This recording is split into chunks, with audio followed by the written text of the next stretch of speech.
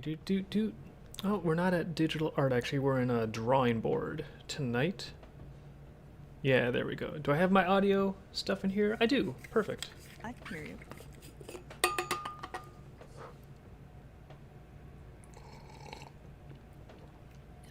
You guys, I heard that we're supposed to have big winter on the way, so this is the time Big for winter.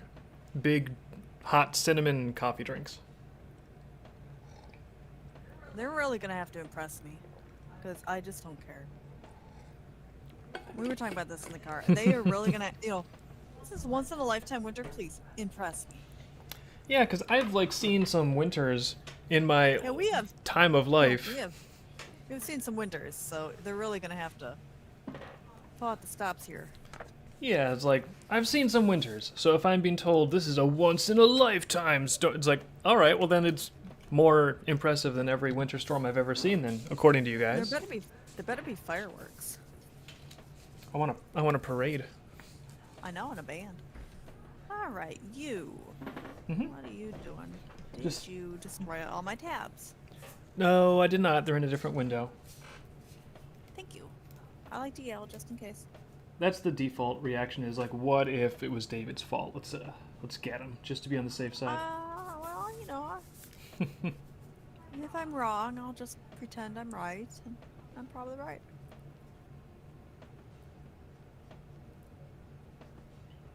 Oh, look at that. That's a nice stupid mist behind you. Yeah, I figure we got a humidifier going, and I've got a red light right in the other room. Why don't I just stick them together, position them so they're actually on camera, and then it looks kind of cool. Yeah. You've got a hideous robot. He's not hideous. He looks really badass with that mist. Oh, he's one of the finest of the robots. I know, he's the best one. I'm really glad I got that for you. I have no regrets. You enjoy it so much, I had no idea. Well, he's got different modes, you see. Oh, okay. My sound is a bit low. How do you feel, Dave? Is this true? Oh, we got a double. How do we fix it? Can we fix my audio? Yeah, let me turn the PC audio up a little bit. Say something now. Firo thinks I'm low. There we go. Willie Silver thinks I'm low. Okay. All right, your lows ought to be better now, and then mine are going to be. Your mileage will vary based on if I'm turned towards the camera or towards the drawing board, Oh, but yeah. people are Sure. just going to have to deal with it. Unless I Deal can with it. get this mic even closer to me. Oh, that's better. Thank you. I Thanks guess for that letting actually us works know. a little bit, yeah. Yeah, we had to switch audio around, so we had to do a lot of testing to make sure it even worked. Dave, your sound is good. All right. You're a good sound.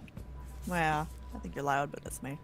And now for the part where it's like, does he have anything worthwhile to say? It's like, listen, I'm just here to draw pirates. I'm just here to draw famous Margate District pirates. Oh, is that what you're drawing today? Did you fix that and change? When I gave you that advice, did you change the blues, or are you just doing what you did earlier? No, I got it. I got it up to speed with what we like. Okay. Right now we're doing lore for the tabletop roleplay book, and there's a particular character we discovered in the Margate District's backstory who's larger than life, and he needed a little bit of artwork in the book. So a lot of the district lore is buildings and architecture and monuments, but this is like, nah, I wanna draw this guy. I wanna draw this crazy character. Nope, this isn't Lilith's coat. This is something else. This is for the lore book. This is somebody else.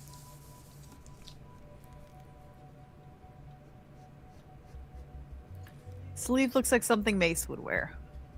They're probably talking about like the cream puff Oh, your sweater I have. your cream puff coat. Yeah. No. Honestly, I got that for you, and that's actually kind of what I thought when I saw you in. I'm like, it looks like Mace coloring. What, really? I Yeah. mean, I guess the coloring's not like, it's not like it doesn't match, but I was just always thinking of it in terms of like oh, it's nice and fluffy and soft. I like wearing this. Yours has a hood though, so when you have that on and you go outside, you're like a little druid man. That's Yeah. your druid coat. Talk David to the squirrels. David the Druid talking. Well, I mean, I don't think they understand what I'm saying, but they like Well, they they'll like look the at you like they walnuts. They like the walnuts and the pecans well enough. It's too cold for them right now. Yeah, I was actually impressed. Normally they're out there on the porch like clockwork, but today it's so cold that they were like, you know what? we're good. We're not even coming out. So there's Oh. just some walnuts freezing themselves up out there on the deck. So far, that pirate looks like a dwarf in a leprechaun hat. He's, from what I saw, he has kind of like a pointy hat with some ears coming off. He's kind of got like a star thing going on. Yeah, he's got too much personality, and it bleeds out in his hat. I a lot. don't know. That's not how I would have imagined it, but no, I didn't have any plans. Oh, you do you. There's no stopping this. There's supposed to be a huge snowball fight in Washington, D.C. this Sunday, but you're not going to hold your breath. Just have a snowball fight anywhere. You don't need to, like, plan a schedule. And it's supposed to be spontaneous. You're not like, time for the snowball fight at 3 o'clock. Everybody meet at one spot. I hope Are you there's kidding? snow. That sounds like a really Who's bringing good. the snow? That sounds like a good coordinated way to have a snowball fight. Otherwise, how are you all gonna know where to meet each other?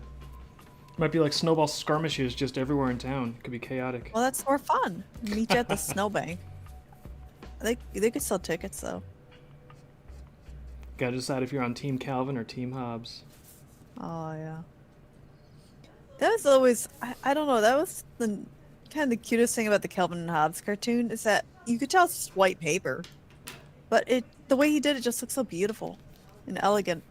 Well, he's got a. If you're ever like, how do you make effective use of negative space in Oh, I a know. comic? Yeah, get some like Unbelievable. get into some like mid to late Calvin and Hobbes layouts. Those are just gorgeous. Very well done. Oh yeah, it's like I know like time it doesn't take a lot of time on that, but you gotta kinda think about composition a little bit, make it look good. It's like it doesn't necessarily take time to draw it that way. In fact, sometimes it takes significantly less time to draw it that way, but it does Yeah. take sometimes the equivalent of a lifetime of graphic design and artistic experience to know that that is how you should draw it. Willie Silver is not having a snowball fight. A lot of Mount Snow has melted, so he is flooded and drowning. Get a boat, Willie. Oh yeah, being flooded and drowning. That's no fun. Don't drown. I Stick made to that the high ground. I was even seeing. You showed me a picture of like Florida with tropical palm trees and everything, and there was like Yeah. snow there. I thought that looked so cool, like the combination of tropical palm trees. Oh, that was on the 19th. There's a beach.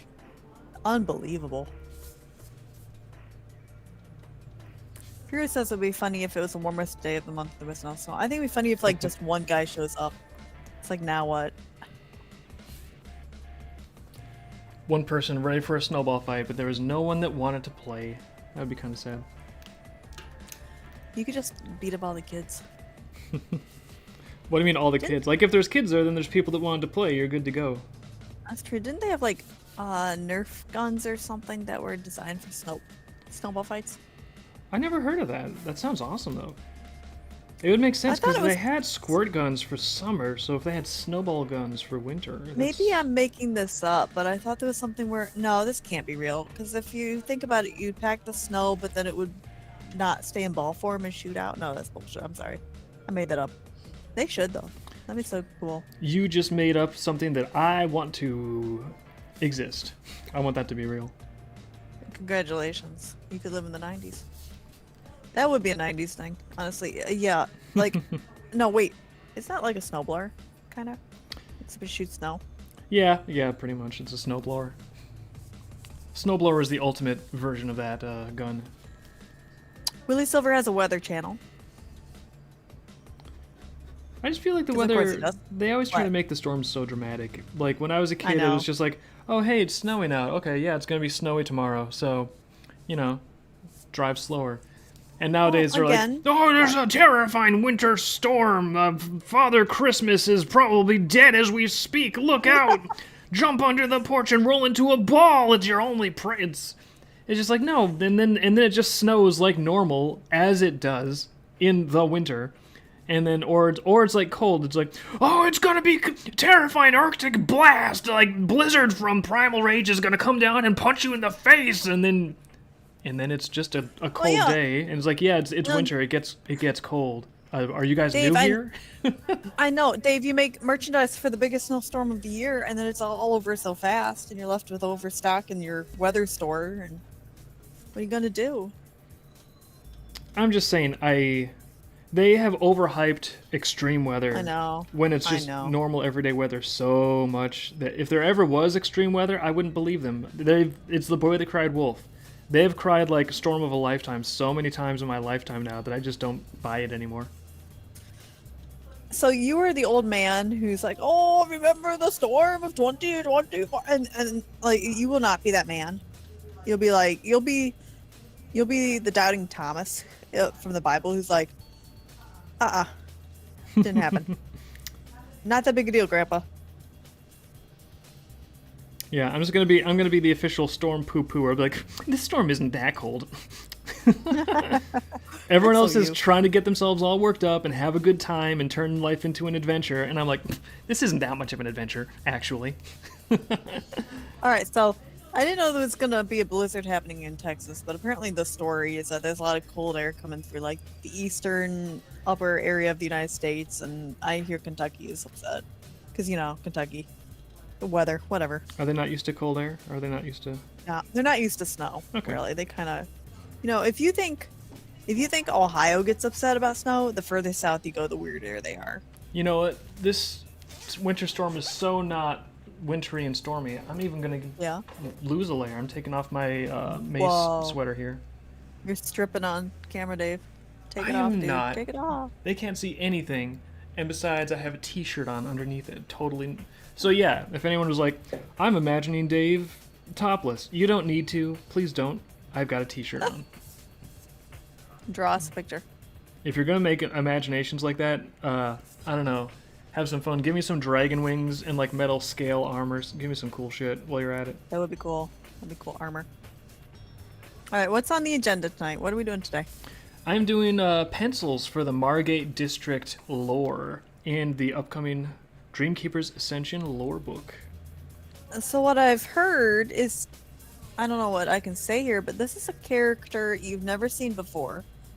It's kind of a lore character, just kind of like basically history of Anderuna lore time. Yeah, there was like Him- a particular character that was very notorious and influenced a lot of to the point where there's things on the map that are named after him. So therefore, I was like, well, I gotta figure out what this guy's legend was and what all he was up to. And oh, that's pretty interesting. And then he's fun enough that I was like, I wanna draw him. He deserves a little cameo in the lore book. Yep, and he might be mentioned in Prelude at some time in the future, but I don't know where that is. I mean, it's possible. He's part of the world, so it could happen. Go line from Family Guy, jack it off, jack it off. Oh, wait a minute, Willie! Oh no. Forgive for reading chat out loud without catching that. He got you.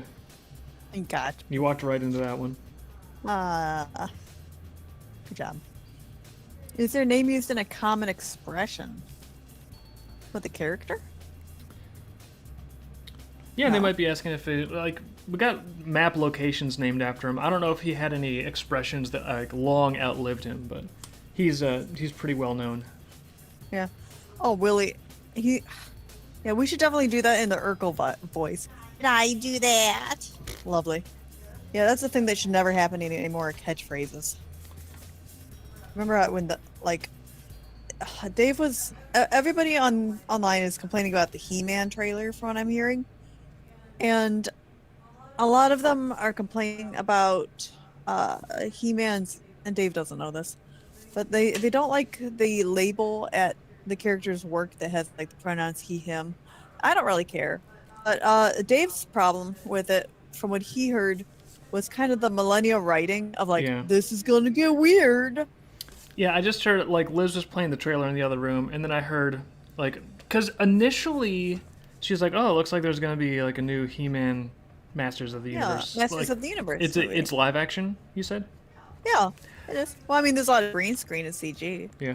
And I mean, I'm like sort of like a snob. I don't enjoy a ton of like modern movies because I think a lot of them are not very good. But even so, I was like, Yeah, oh I well, know.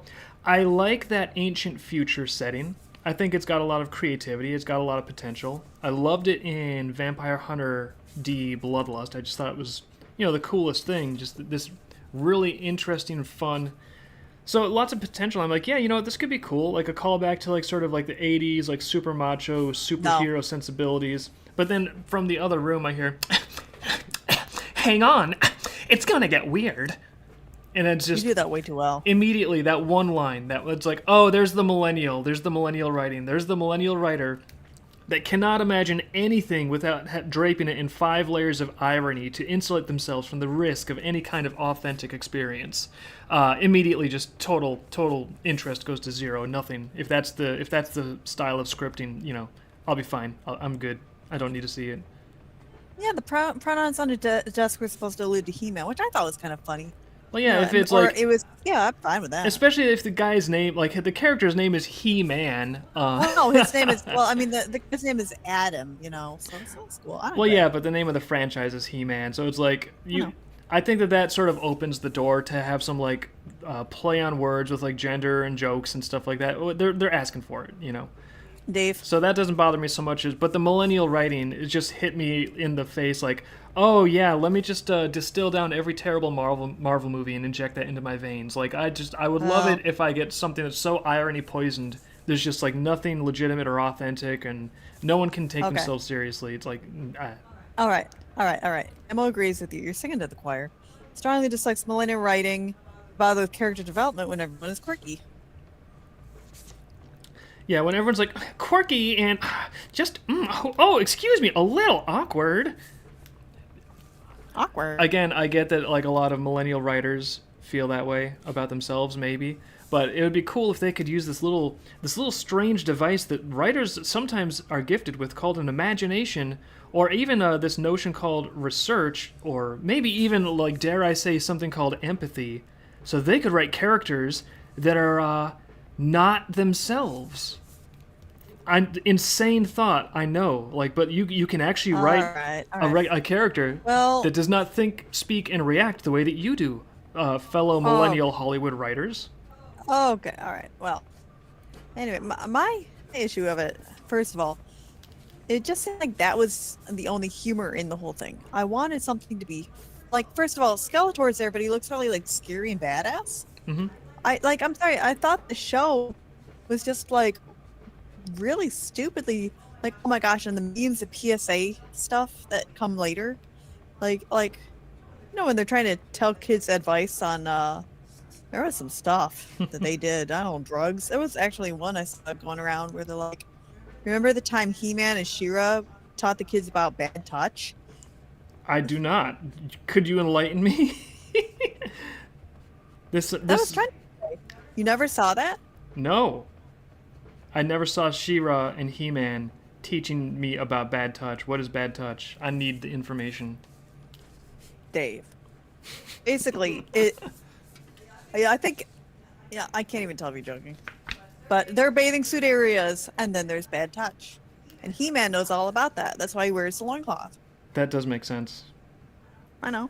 And then I forget who that little wizard man is. He knows all about that too. And he looked like he's going to punch people about it. He was getting mad about bad touch? Yeah. See, that is I never knew that they had a PSA on that. That is kind of standalone hilarious. I know. It always, oh man, do you remember the PSA where Sonic the Hedgehog was telling you not to play the dryer? No, but I've heard of that one. That one's sort of like its reputation precedes That's a winner. it. Yeah. Oh gosh. It's just sort of like, Sonic, how did you figure this out? How did you figure out it's a bad idea to play in the dryer, Sonic? Well, where is Tails? Why is Tails not with us? We could give good advice, or we could put ideas in kids' head and then tell them not to do things. Cool. We got really creative on that one. Yeah. Hey kids, if you ever thought of taking bleach from under the dresser, finding some chloroform, mixing it in there, then go and get baking soda, and like he lists out this elaborate list of ingredients and procedures and exact temperatures. If you do all of that, you'll actually make homegrown mustard gas, and that ain't cool. Oh, I knew that. Yeah, like Sonic gives all the instructions on how to make meth. Mm-hmm. By the way, kids, don't do it. Yeah, lovely. All right. Have we seen the reboot She-Ra cartoon? I haven't, because it was probably on Netflix, but I heard that the animation or visual details were better than the original. Because if you remember the original, it was sort of like almost like a Hanna-Barbera, kind of like low budget type of, Oh yeah, there's the one where like the face is like frozen on the screen. They just move the mouth off to the left. Yeah, so to be fair, I don't exactly think the original is this like glorious like sacred cow on a pedestal that nobody can ever dare to do anything with. Better as it's better as a joke meme show, really. Like, actually, wait, that's the thing that really kind of got me about this trailer. Was it's so freaking? It's trying to be so epic serious. It's like, why isn't this just a joke? Why isn't there comedy? It's He-Man. Come on. Well, if they're gonna be epic and serious, okay, like, but then don't put millennial writing right in the middle of it, because that will Dave, I think- absolutely destroy any attempt to be serious or interesting or anything. Well, first of all, I think there are a lot of millennials in Hollywood. And then second of all, I don't remember the millennial generation. I don't know if that is the group that watched He-Man, but I'm pretty sure whoever wrote that did not watch He-Man. I mean, people call us millennials, but I think technically, if you break the generations down further, I think some people have labeled us as centennials, because millennials grew up a little after us. I identify as Gen X because that sounds cooler. Yeah, we're like between Gen X and millennial, I guess, but It's no fixin'. I'm just, I don't know. I don't think He-Man is like a sacred cow. I think they could have some fun with it, but I'm just so burnt out on millennial writing. Like, it's an immediate, like, no thanks to me. No, there's more to it. Like, frankly, the way that, okay, in the cartoon, He-Man is generally like, He-Man does everything and everyone stands around like, He-Man, you're so great. Mm-hmm. Well, in this movie, from what I can see, it's He-Man, Adam, the new guy, and then he has all of his He-Man friends around him. And it's like a Guardian of the Galaxy group where they all have to go as a group to Skull, or who is it? The castle, Gray Skull or whatever. With I don't know. That sounds familiar. That sounds like it matches like the way the toys were, because you had to buy more than one toy. You're not just gonna buy the He-Man toy. There's like other good guys. You weren't. There's other gnarly monsters. Well, I wasn't allowed to have toys. I was not allowed to have the He-Man toys. They were sinful. Banned. They were banned from this household. But I saw them at other kids' houses. Like when we were going for like Bible school meetups or whatever. Like other kids were allowed to have He-Man, and I was like, these are some cool monsters. Whoa. Wait a minute. Okay, so when you went to like Bible time, you got to play with Sin? I don't think that was one of the He-Man character names, but there were some cool characters, yeah. I like the Horts from She-Ra, the Pegasus. I thought that was a colorful design. Yeah, they had like some cool mount/vehicles that were pretty neat. Yeah. I don't know why you needed those to fight a skull guy.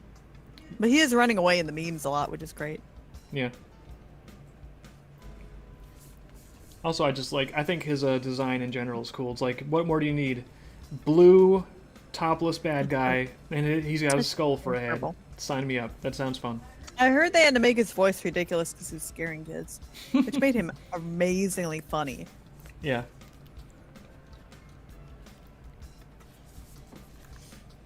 Well, I can't say that I have any big opinions on, like, here's how He-Man should have been handled, but I don't care. maybe it's even great, too. It might be the sort of thing where if you can get past, like, it might even be that there's not that much bad millennial writing in it. Maybe it's just that one line, and I'm a cranky old guy, and I just had a knee-jerk reaction to one stray line, and the rest is good scripting. Who knows? Sir, you did not. No, hey.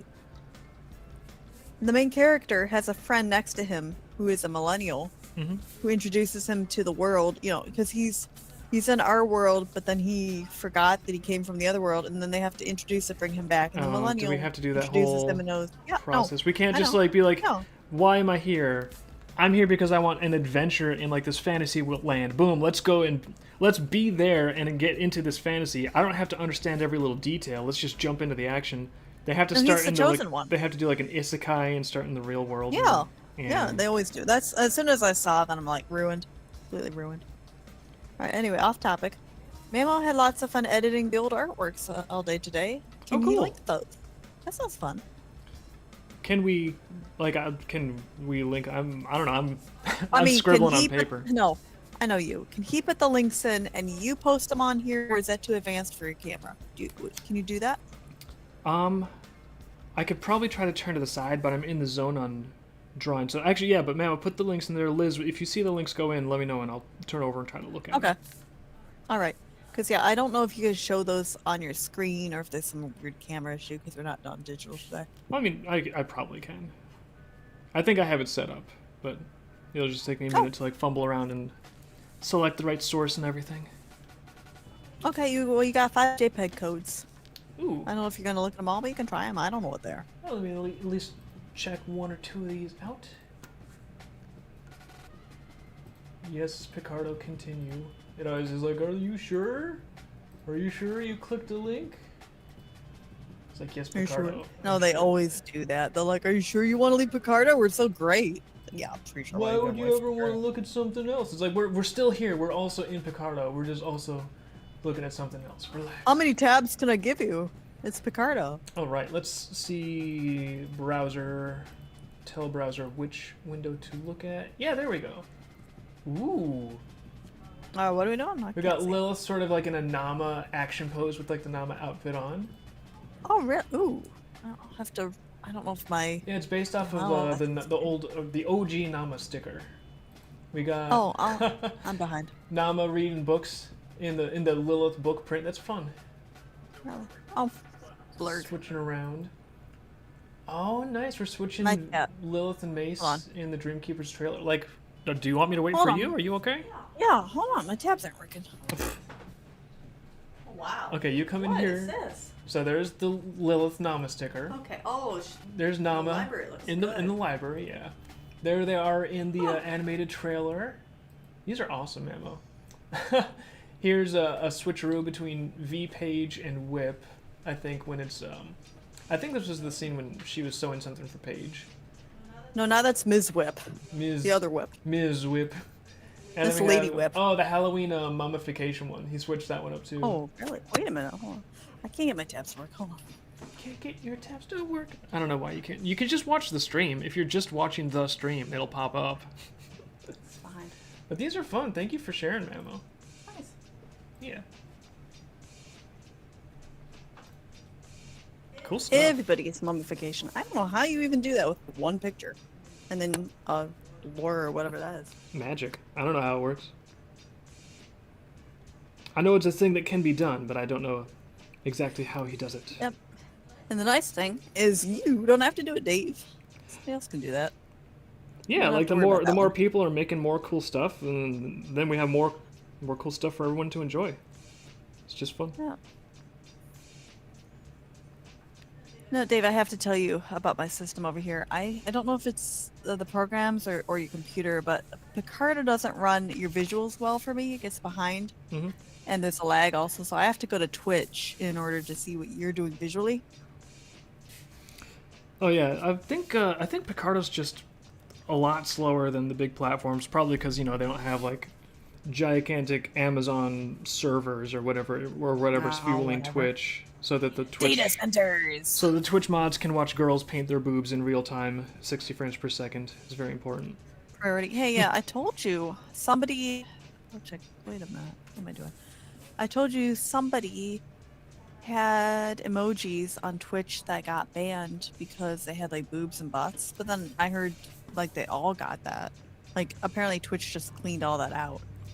Twitch is like, uh-oh, people have emojis that are like playful with boobs and butts. We can't have this in the way of people trying to watch girls paint their tits. No, they were censored. I mean, it was just cartoon with clothing on, but that was too scary. So that all had to go. Yeah.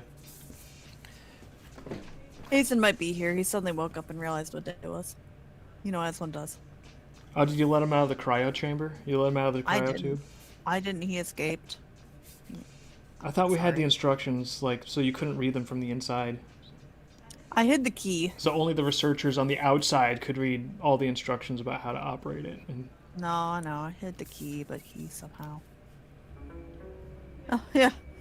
Alright, yeah, they're getting told that the winter storm is coming their way, 2 feet of snow. Well, okay, you should definitely stack up on winter shovels here, or you're going to be snowed in and in a lot of trouble. Especially if you need to drive through that. Well, yeah, just like... have a snow shovel, basic. Again, when I grew up, 2 feet of snow was not like crazy. That was sort of like, well, yeah, it's winter. It snows. Guess what else about winter? Might be cold. Whoa. No, maybe I'll get showed up and there'll be a genuine once-in-a-lifetime storm here. And I'll be humbled. Once in a lifetime. I'll come back on the next stream and be like, guys, I was so wrong to make fun of that storm. Oh my gosh. I can't get outside. I can't. I'm dead. I'm toast. This is it. I should have taken it seriously. I should have gone to the grocery store and stocked up on what would I run out of? Water. anti-snow spray. Coffee. I should have stocked up Yeah. on my anti-snow spray. I didn't do Thanks, it. Batman. Now I'm in Stop trouble. the shark. Yeah, Batman's job. anti-snow spray. That's what you need to have. Yeah. A lot, Oh, big that is so stockpile. funny. That's what our neighbor has. That thing. So Yeah. stupid. Well, hey, I've got to give him credit where it's due. If you get out there when the snow is actually nice and powdery, apparently a leaf blower does a really good job of just cleaning it right. It does. It works. Oh, no, I'm just laughing because it's like at 9 o'clock at night with a flashlight on his head and he's just going at it. Hey, a man needs his hobbies, and if they involve a flashlight on his head, all the better. Oh, they're talking about steam on stream. No, that's our humidifier, and he found my therapeutic red light and hooked it up and made a show back there. Oh no, that's our. We started an internal fire to stay warm. That's just the blaze going in the middle of the floor. Firu prefers a flamethrower for cleaning snow. I saw that video. That was nuts. There's a video of that? Yeah. I haven't seen I that don't know video. if it's. I don't know if it's AI. I hope it's not. I want to see a flamethrower on snow. Okay. Well, I'll find it for you later. It's somewhere on Twitter.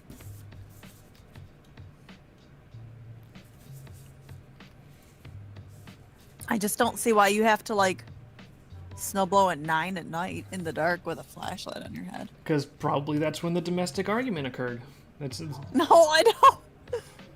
I think that's kind of what Exactly. sets the pace, you know. Like, you know, he feels really productive when he needs to run outside and get away from her. Cool. Time to With go the flashlight on your outside, head. put the flashlight on my head, put the earphones on my ears, and now I'm in my own world, Seriously is it. No joke. like He-Man. Oh. Ugh. That's okay. You know what? Hey, for like a minute 30 seconds, you suddenly save $10 and you don't need to go see a movie, Dave.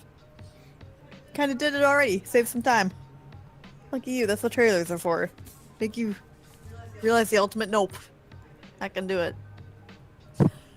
At least they had the courtesy to put some of the millennial writing into the trailer as like a warning. Yeah, that is true. Well, they're so not self-aware. They really don't understand that playing that stuff in a movie for a trailer. It's like a Like, ooh, the phrase "it's about to get weird." Hang on, wait, hang on. It's about to get. Yeah, That's the I'm stuff. sorry, I That'll don't- put butts in chairs. We're really proud of that line. Let's put that in there. first of all, I think that was in a spaceship or a vehicle. Mhm. So you know that's great. And then on top of that, that's like that. It's designed for children to quote that after seeing the trailer. Do you remember that stuff kids would do? I've seen kids do that. Yeah, I remember that from Is it- 1990 and 3. Yeah, That's yeah. maybe not exactly what we want to have for current writing standards. Like, it's fine for, did I do that? It's kind of sitcom tier, but I don't know. But I remember the Lion King dangling at the bottom of the food chain. Kids would just say that, not even just completely out of context. They just do that. well, kids are gonna repeat stuff. You don't need to like strain to try to get a kid to like repeat something. They're little sponges that just absorb everything around them because they're constantly They're learning. little parrot people. Yeah. The little parrot people. They're narcissists. They're monsters.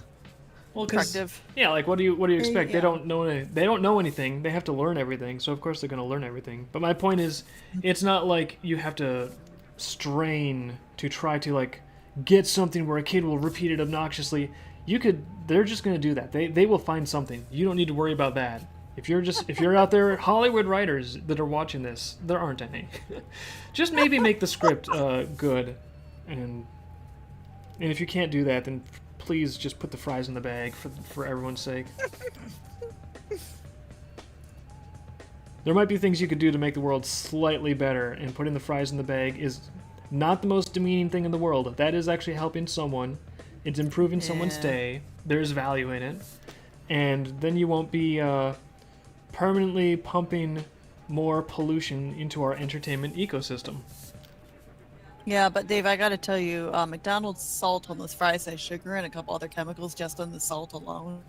So that we are kind of polluting when we do that. Oh yeah, I saw the meme you shared me about like, oh, you thought it was fine, but then they're like ingredients when you were a kid versus the ingredients in the same things now, and it's just like, a handful of things versus like just an amazing array of chemicals and like Well, Dave, compounds and. see, back in the 80s and 90s, the Reese's cups would go bad, but now they'll last forever and they're mold because they're not real food. Like McDonald's doesn't rot. I have heard McDonald's does not mold, actually. I wonder if that's just an urban legend or if it's true. No, it's that not. Even I've seen even the video bacteriums are like, nope. No, I've heard people like pulling stuff out from 20 years ago. It's still good. I haven't eaten it. They haven't eaten it, but you know, it's still there. All right. When Airless was a kid, I would repeat the X-Wings from Star Wars saying, "Blue leader standing by." Oh, goodness. They didn't even speak English at that point, just thought it sounded cool. Well, maybe you learned English from that. Stay on target. That guy's the best. Stay on target. Oh. See, you can get adults to repeat it. It doesn't even have to be a good line. Stay on target. It's just a plot. It just does the job, just moves the story forward. And here's David repeating it like a parrot, like 500 years later. I can definitely imagine like a kid in the back seat of a car just doing that for no reason. I can imagine the parents leaving them in the middle of a state forest and being happy that they did so. Stay on target, stay on target, stay on target, stay on target. Hey, Jimmy, we're there. Really? Where? Get out and see. Oh. Stay on target. Stay on target. All right. Really don't understand why they're wasting time in the film with a son to Earth as a child for saving. No, I know. Sounds like Superman, doesn't it? I don't know. Maybe it's good. I don't know. But the millennial writing to me is like a big red flag where I'm like, I'll just kind of like chill. And then if it's really good, I probably hear other people say it's really good. You know? Somebody's friend put McDonald's pancakes in the fridge 3 weeks ago, and there was only a little bit of mold. Put it in the fridge, though. I'm not actually sure what the recipe is to make your McDonald's survive. But it's not good. To be fair, it's delicious, but it's not good. Can't deny it's delicious, though. Scientifically formulated to hit exactly the right spots of your brain. Yeah. Airless, I don't actually know where you're from, and I didn't know that you took in English. That's interesting. I know we have a lot of internationals in here, and I really wish we could adjust our time to please everybody's time zones. But we can't. You know, we just gotta do what we do. That's how I think of everything in my head, though. I think there's me, and then internationals. Like that's like if you could see a David globe, it'd be like me, and then like just this big smear of like everything else. That's like my mental, emotional conception of reality. X marks the spot, your desk, your corner, and then there's like just like yeah, there's like you know where they are. United States, David's corner, tree in the yard, international. Oh, come on, give me a break. Well, I'm not saying that there's anything wrong with internationals. I'm just saying like. If someone was like, oh, well, I'm from like the Sardinian region of Portugal, actually, and oh no, I don't know that one. It wouldn't mean a whole terribly large amount to me. No, let me put it this way. I know Michigan and Canada are really close because there's the bridge, but I really couldn't point in the direction to get to the bridge from where I am. I'm kind of in trouble. It's around the casino, I think. I think there's a casino out there somewhere. Yeah. And I can see, no joke, if I go visit my parents, I can see the bridge from their house window. I know that. But I couldn't drive to it. I have no idea. You weren't allowed to drive to the bridge as a child? No. That's no fun. I was not allowed to play on the bridge and show up in Canada. So you never played Yukon Explorer? That was like forbidden to young Liz. I didn't have a passport. I don't even think you don't need a passport. Did you ever do the thing when you were a kid where it's like, if you make me too mad, I'm going to run away to Canada? Because if you were right by Canada, you could be like, I'm going to run away to Canada. Like, that's a whole country of running away right there. No, it never occurred to me because I told you. Even though I could see the bridge, I really could not figure out how to get there. For me, it would be like, I'm going to run away to the other side of the railroad tracks. I'll do it. And then you get to there and you're like, well, okay. This isn't too cool. Airless is a Swede. Learned all of his English from video games, American movies, and British TV. The finest. Oh, you could get a British accent for no reason. That's interesting. English in school was easy. Good for you, because I gotta tell you, I was in some English classes where the kids were really bad at reading. It was disturbing. I told Dave about that. I feel like I'm being attacked. What? Why are you being attacked? People that are bad at English and it's really easy. And Liz was in a class with one of them. Do we need to go on? No, no. Come on. My point is that okay. When you're in another country and you take an English class, it's to learn English. When you take an English class in America, you're just reading and learning like grammar. It's not actually learning English. Maybe you have spelling words, but it's nothing serious. Oh, yeah. So I'm just saying that like when we had to read stories or we had to basically read books out loud, there were kids in middle school that were just really bad at it. Like, disturbingly bad. It is actually, I think it's getting worse too. Like, unironically, I know this is, kids these days, but I do think a little bit of kids these days, like, they don't Here you go. read books anymore, and it's making people dumb because reading is the fastest way to sort of simulate and integrate how somebody else thinks in somebody else's worldview. Oh, wait a minute. Firo says they probably spend too much time on the internet. Firo, this was before the internet. I don't know what these kids were doing. These were like 12-year-olds who were just really bad at reading out loud. I don't know.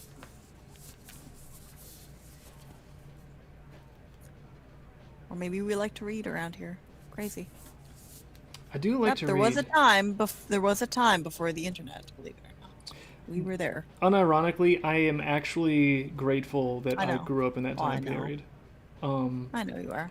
It felt like I got to have like a real childhood. Like I got to run around and have squirt gun fights with like the neighbor kids and my brothers and snowball fights and go in the backyard and imagine like, okay, this corner of the backyard is, like the Pirates Cove and this one over here. And I made like treasure maps of our backyard and did all the different special locations. And there was like a mulberry tree. And you were the X, and then there was the Internationals off to the side, and you know where that is? I didn't even know what Internationals was. It was all just like based in the backyard. There's like some skulls and crossbones peppered in there for good measure. And now here I am drawing like pirate characters later on. Gee whiz, that was hard to figure.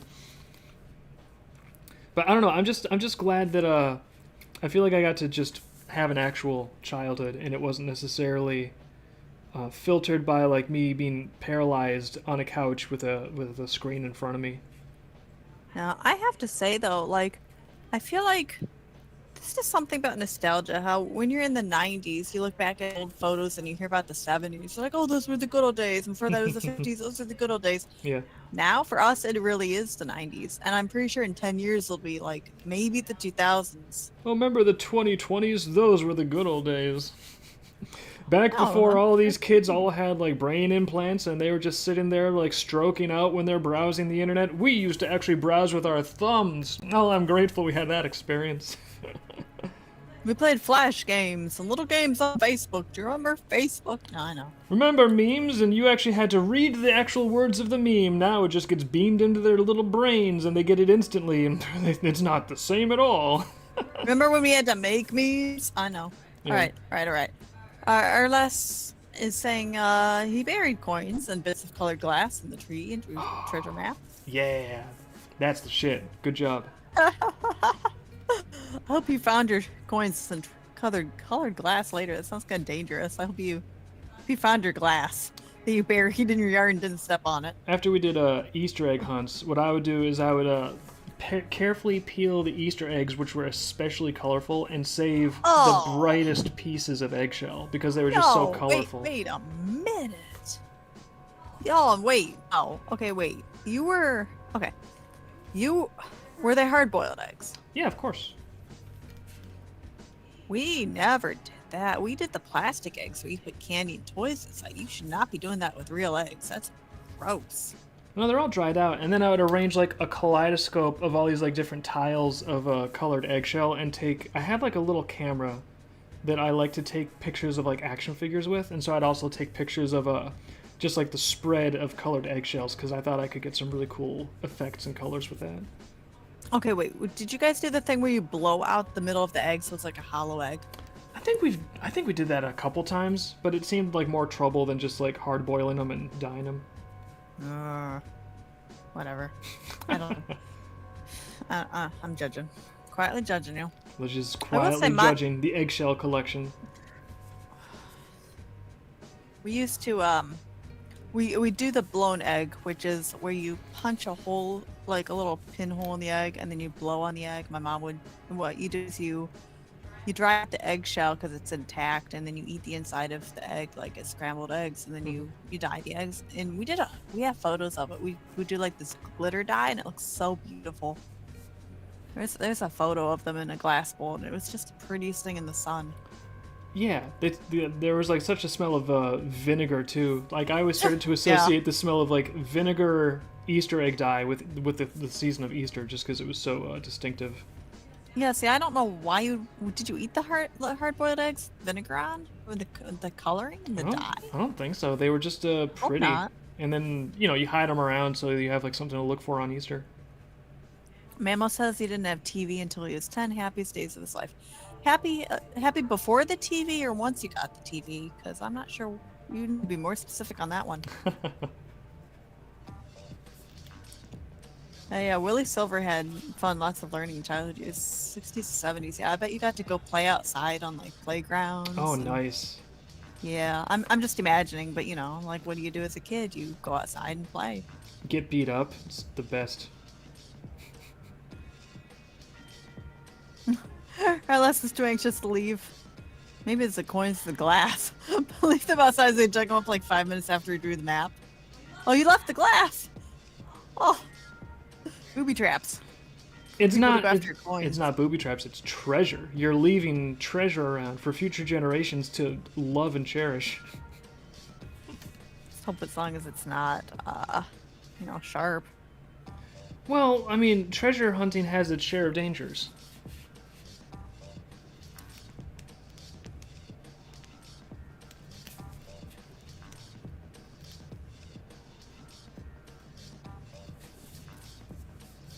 Kind of nutty how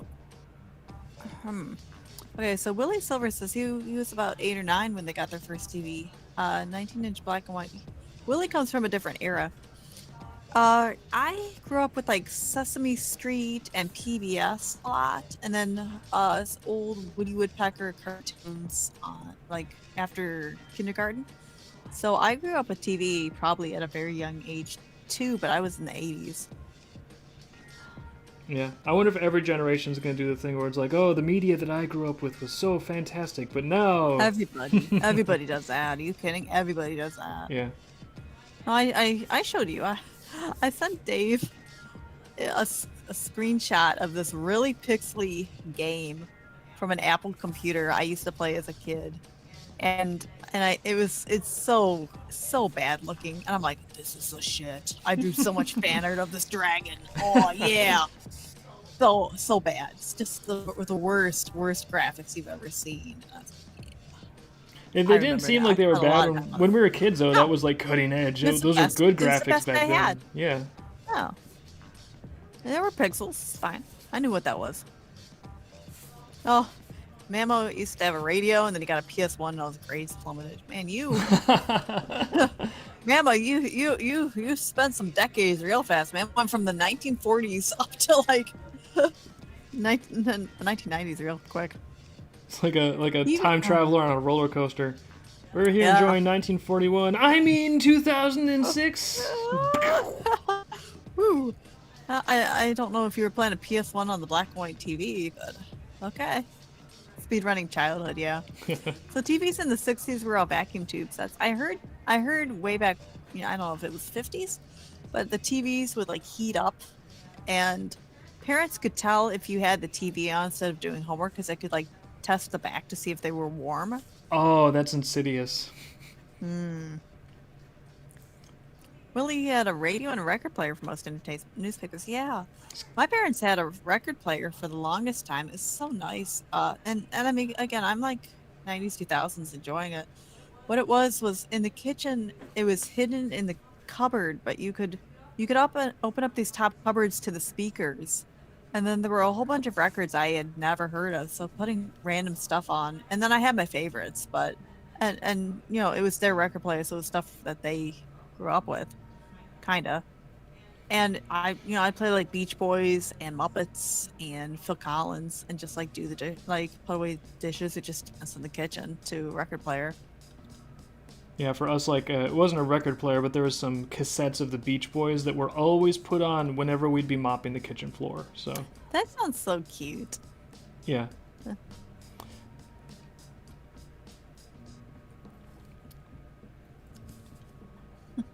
Oh, newspapers, yeah.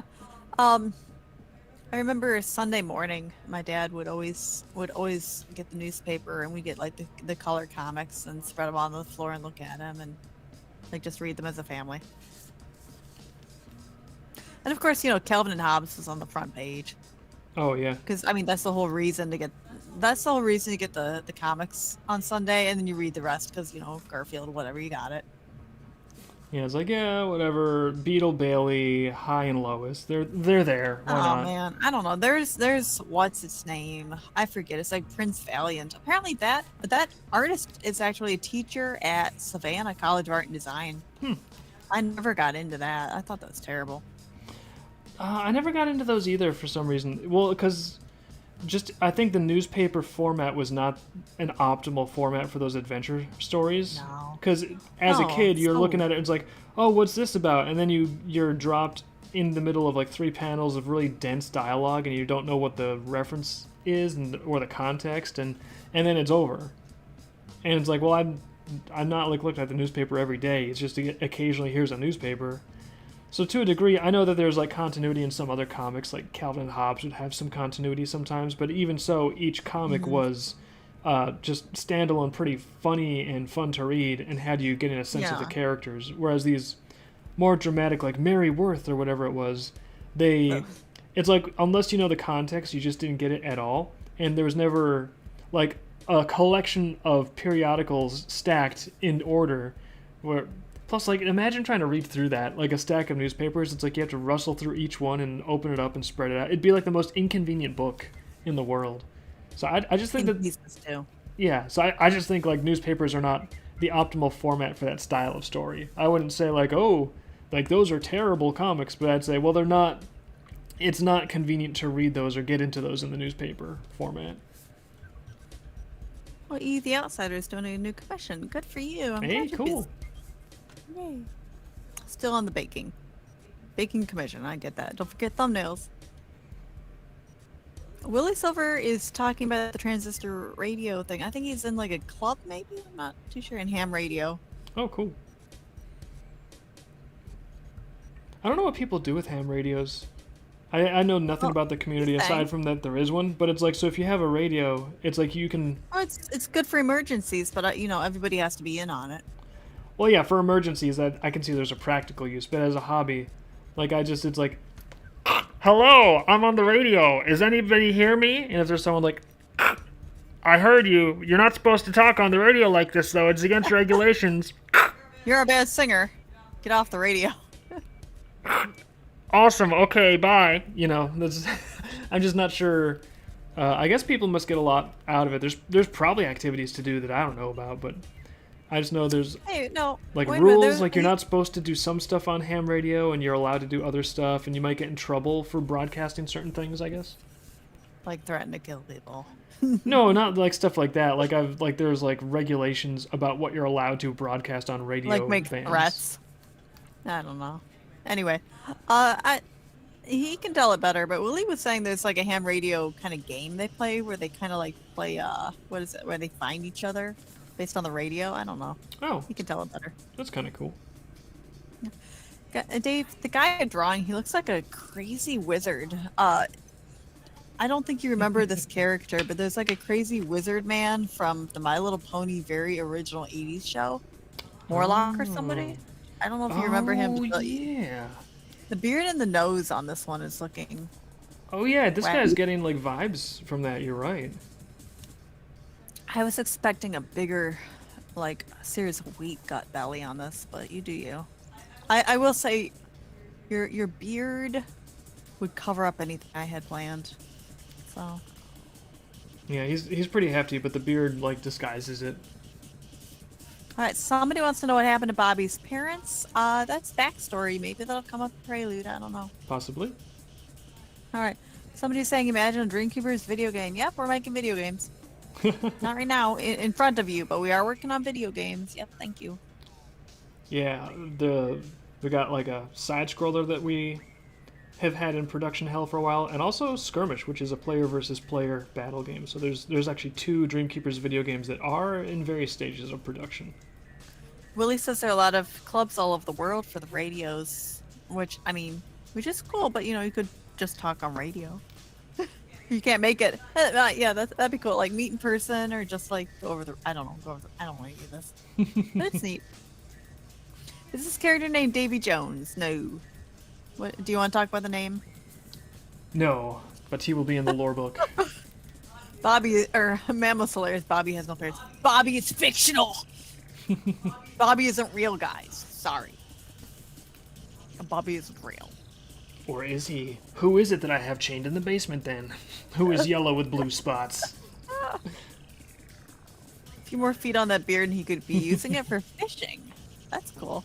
Yeah, and then if he grows it even longer still, he can use it as a main anchor for the ship. Sweet.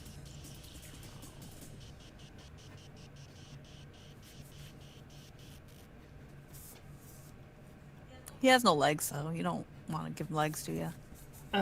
He does have legs, actually. They're like little stick legs, sort of like chicken legs, but they're off camera.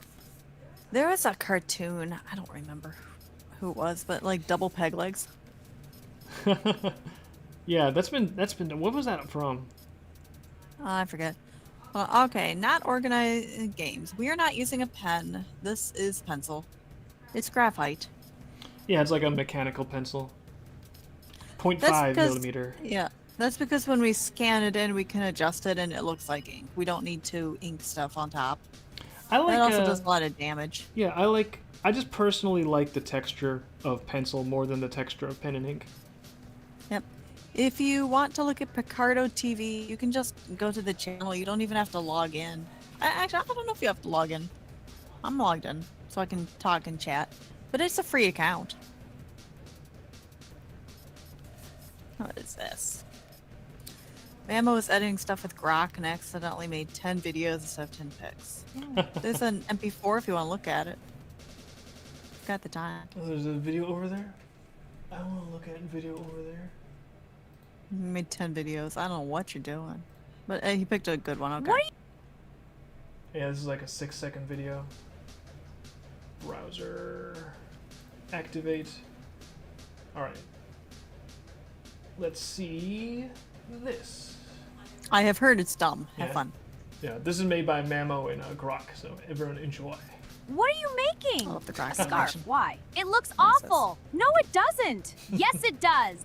Oh, goodness. That's pretty cute. Again, if I was like critiquing Oh, this why? as a polished, like this is a television show that is done, I'd be like, wait, there's problems with this animation. But put it on the lens of like, technology can do this with the push of a button. It's like, well, that's actually pretty cool that someone could just push a button and it does that. Yeah, I admit there's kind of a like fun surprise element of kind of like, what am I gonna get? Kind of a, what is it? One of those, like I forget what it's called, but it's when you buy like a mystery box and then you're like, what's gonna be inside? Or like a card pack where it's like, oh, is there going to be a rare Yeah. card in here? And then in It's the gonna be card packs, garbage. it's like they Who knows? always fill it up with just like the same card you have in every other pack, and you're like, nope, it's time to add to my gigantic pile of whatever Pokemon is the most common. I don't know which ones. Hey, they say it's good line work. Oh, thank you. Yeah, it's for our upcoming big, gigantic lore book for Dreamkeeper's Ascension, which will double as a tabletop roleplay game core rulebook. Okay, well that was first animation. Good job. I don't know if you want to save that one for fun or whatever, but that's cool. Oh yeah, grab bag, blind box, and mystery prize. Those irk me so much. Those just drive me crazy. I don't do those.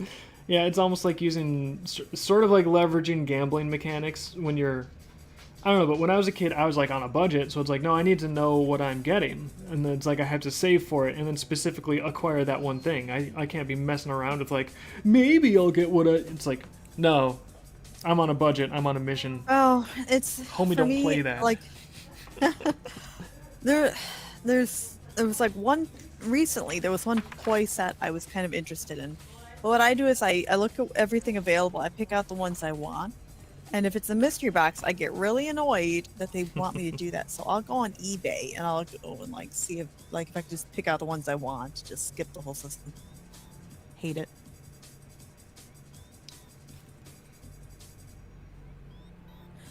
Not ordinary in games inks with a brush pen. I used to do that. Is a pencil for texture lovers? Is that you or you texture lover? Love your texture. I do like the texture. I don't know. I think it partially is just that it's like, well, I've always done it this way. So partially it's just Yeah, I I'm know so you want used the to it system. because like what did I draw with as a kid? Drew with a pencil. So, you do that for long enough and you just gets to be really comfortable and I like If you the were- results. You know what? If you were inking it in, you'd have to draw this like 3 times because you do blues, pencils, and then inking, and that'd just be fucking nuts. If I was inking, I think I'd be tempted to just go straight from the blue line sketch to the ink because that's sort of I like know. the equivalent. Is like typically artists use like pencils for sketching, and then they ink it. So effectively, what I do is I'm using the blue line pencil lead for sketching, and then I quote unquote ink it just using the black graphite. No. So it's in a sense it's the same process. It's just again I kind of like the effects I can get with graphite more than the effects I can get with ink. With graphite you can have like really really light pressure, really really ghosty stuff. You can get the edge of the pencil sort of feathered out and wide, or you can go back to like a pinpoint chiseled portion of it for extremely sharp fine lines. So it's just got Yeah, a lot of I've noticed versatility. I've noticed your graphite, depending on how you feel, you can get thicker lines and thin just in there real fast. Yeah. And I remember with the inking, I would have to switch pens around for variety, and there was always like a little bit of smudge or a mistake somewhere in there that needed a little white out, or you just pretended isn't there. Yeah, like the ink is sort of like it's always all or nothing.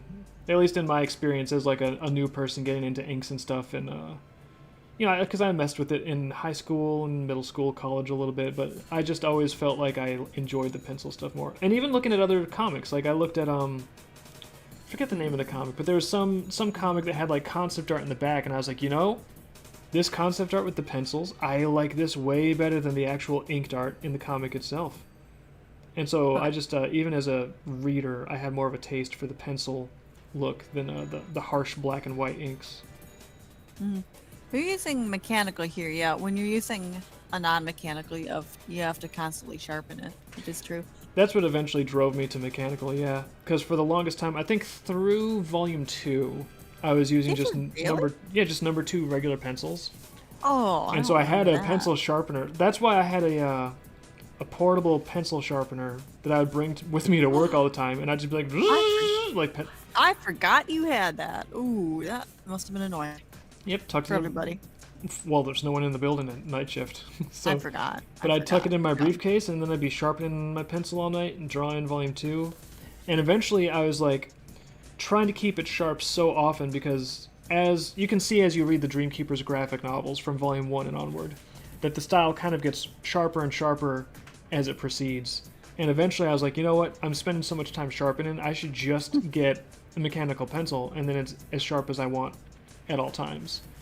And once I got into mechanical pencils, never looked back. I never knew that. Slight variation, because I do sometimes use a 0.7mm 2B lead for bigger, fatter, thicker, darker lines, but yeah, I shift between that and 0.5mm HB typically. Oh, you know what I think it is? Is that those look like pens on the screen, and that's what's throwing us off. They do look like ballpoint pens, sir. Yeah, I mean the mechanical pencils look a lot like pens. Yeah. They say the problem with pencils is that it smudges and everything is ruined. Well, right now you've got the paper to protect the hand right now, so it doesn't get smudged. Yeah, when graphite, because things graphite are- will smudge too if you like does. just smear your skin on it, which Right. sometimes is actually nice. Sometimes you want to do that on purpose, and you can like tone some areas and get it darker with your fingertip, and then come back in with like a rubbing stick to spread it more, or an eraser to bring the white back out. So that's another like smudging and smearing, sometimes you can actually use that to your advantage if you sort of have a feel for how it works. Just need lead refills. Yeah, you got them. All right. In fact, Yeah. Oh, the other thing we do is scan this in right away to preserve it, and it goes into plastic sleeve, and that protects it for, I don't know. I've seen some of your art over, I'd say maybe 10, 20 years is preserved, so we don't have a smudging problem. You have well, to store them, you're fine. yeah, as long as once you put it inside of a plastic sleeve, it's in plastic. It's not going to smudge around. Today, yay! Main stories and characters. Thank you so much for getting that and telling us. We need to make more books. Sweet. Keep trucking. Dave was right before stream, I think like an hour before, Dave was going over thumbnails for more preludes with me, and I was doing a review on the last chapter of Volume 6 that still needs drawing. We're just doing a review because we have some revisions we want to do at the last minute here on structure, and I have an idea I'll tell you about later, Dave. Okay, I might cool. be able to fix that problem.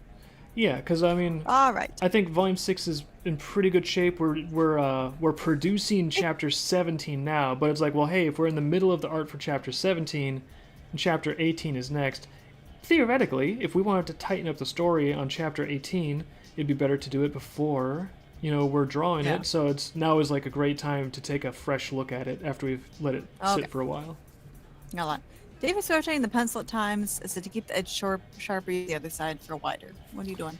Oh, sometimes I rotate the pencil because I'm not sure if it's going to show up on camera or not. Really? Probably not. Oh.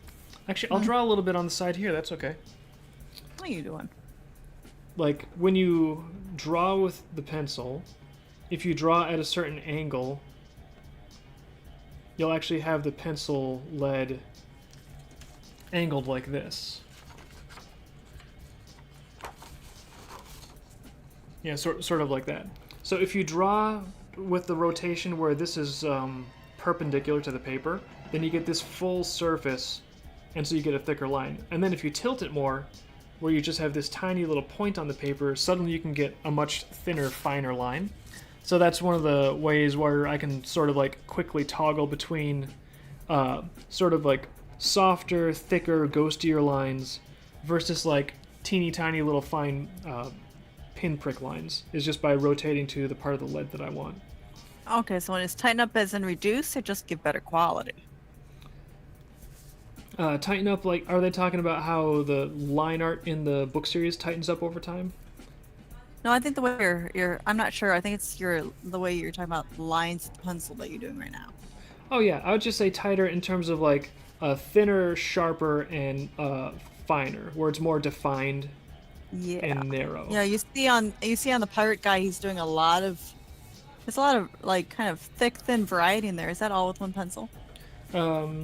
Yeah, actually, I don't think I busted out the 0.7 millimeter. I think all of this is just from 0.5.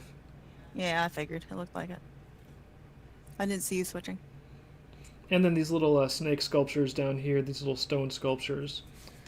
I want them to have sort of like a softer sandstone look, so I'm using a bit more of like the larger, softer edge on a lot of these. All right. Are those little eels found somewhere on his outfit, or are they wiggling around his feet? What are you doing? They are going to be in a different scene in the same chapter, so they're not actually directly supposed to be juxtaposed with him, but save a piece of paper if I just draw them on the same piece of paper. Oh, I think you meant rolling the pen in your fingers. Are you like twisting the pencil when you go? Yeah, I'll like sort of like twist it and turn it based on which part of the pencil lead I want to be making contact with the paper. Okay, I think that's what we were asking. It's actually at the point where I don't even really, like, when I talk about it, it sounds like, oh, it's an interesting, smart technique. Oh yeah, he's thinking about so much. You just naturally do it. Yeah, it's like, no, there's not. Trust me, there's not that much going on upstairs. It's just when you're doodling around, you can just kind of get a feel for which part of the pencil does what you want, and so you just like naturally turn it to get what you want out of it. I'm getting compliments. I'm getting compliments? Num. Thank you for the You compliments. mentioned tightening up the story, but the line work is good too, Thank you. But We gotta make everything flow between the scenes, and there's a weak spot that we noticed, so we gotta go through everything, and make sure it's consistent and perfection, because we got time. Like, I think we've got, yeah, for chapter 18 we were It's looking 18, 18. We're a little. lots wait of a good minute. ingredients. I think the sequence is there, but it's just, I think we just need to clean up and tighten up exactly what is depicted and why, because we can make it flow a little better. Yeah, we can do it.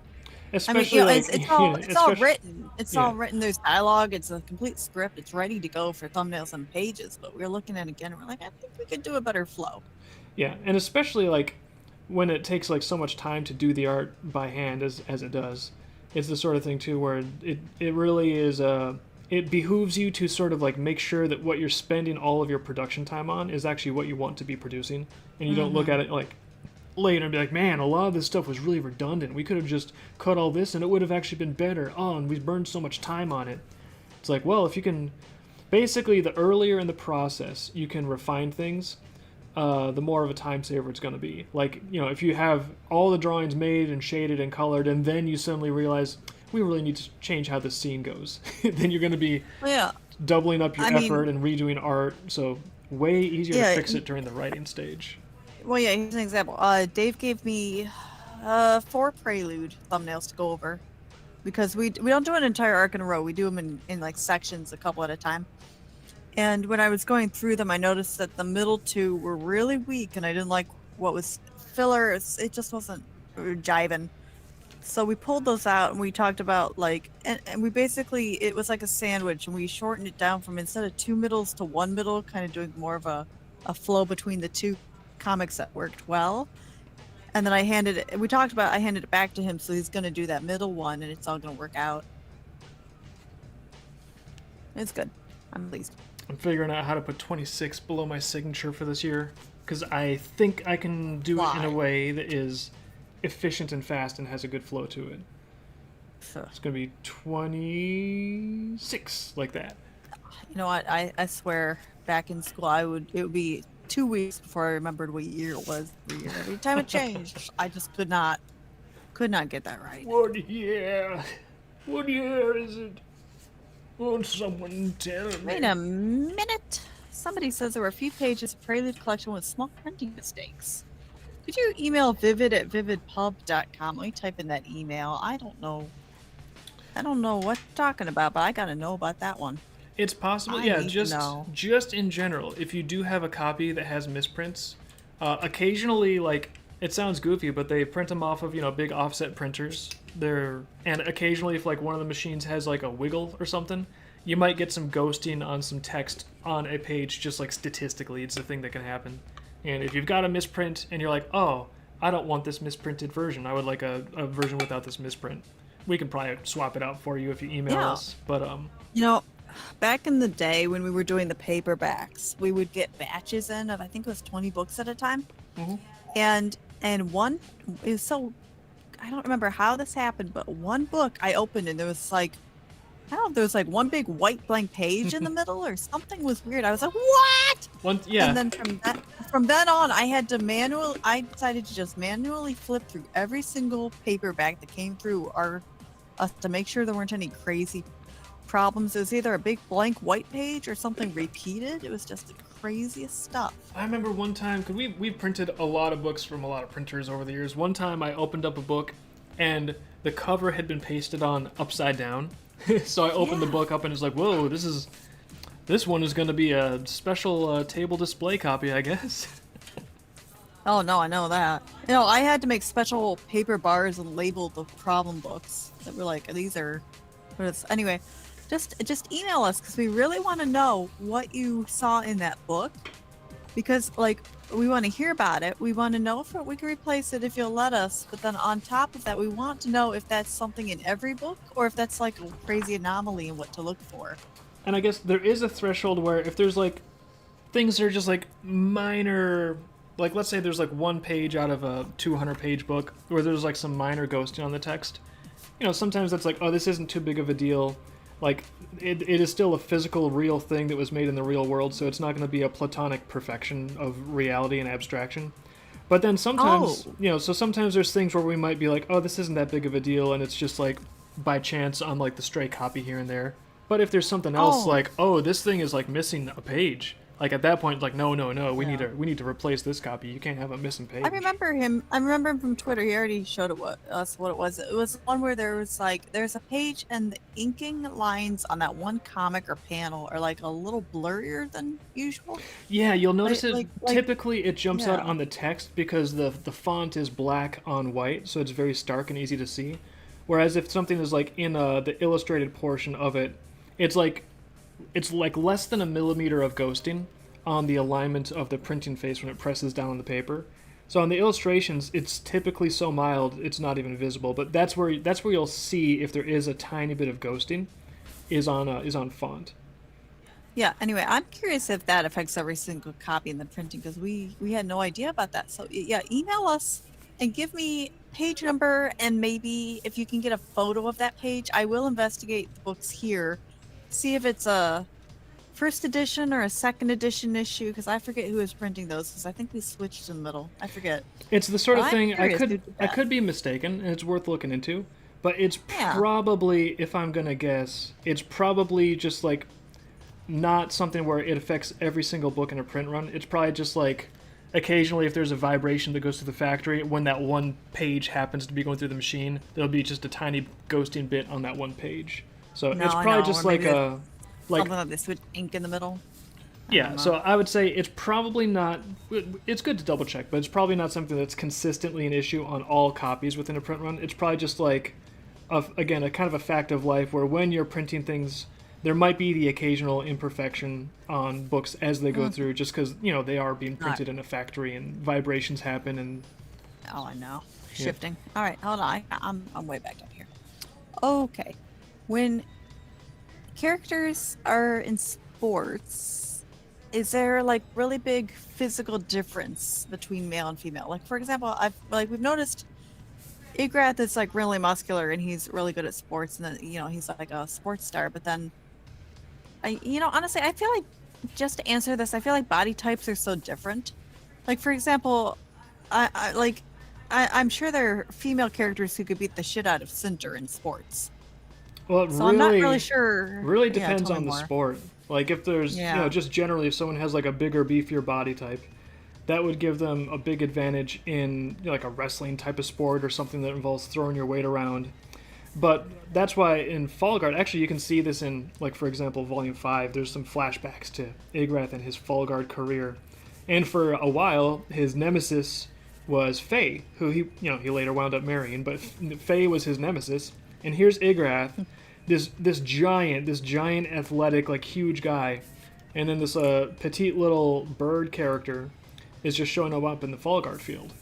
And the reason for that, and actually there's going to be more about Fall Guard in the lore book, so this will be explained and laid out. It's because Fall Guard that's why I kind of think it's an interesting sport, because you can try to just barrel down the field and force your way past the opposition into a scoring position through sheer mass and force and size and all that. But if you're more agile and nimble and evasive, you can get past people without the need to necessarily like manhandle them or like go strength versus strength. So Okay. Well, let me ask though. In Fall Guard, are they allowed to use their powers? no, definitely There you not. go. That would Okay, make that's it what I thought. also that would make it pretty unsporting, and it would be in Would die. Andoruna. Yeah, in Andoruna you're going to be banished. Okay, do the reptilian characters lay eggs? No, they don't. I'm gonna say no. Dreamkeepers are not egg layers because that'd get complicated. Yep, just to kind of keep it more of a close parallel to humans and people characters, we just say like live birth is the way it goes. Right. Although I'm not gonna say traditionally that the guys kick the girls' asses 'cause in sports, because I gotta say V could destroy Narp and the Concords like none other. Well, that's kind of like real life. Generally speaking, guys are Yeah. going to have a bigger, more athletic frame, and they'll have an advantage Always. in those fields. But there are exceptions, and temperament can come into it. So, and both V and Narp are pretty exceptional in their own special ways. Narp is very exceptional. Yeah, he's what we call an exceptional individual. He's Narping.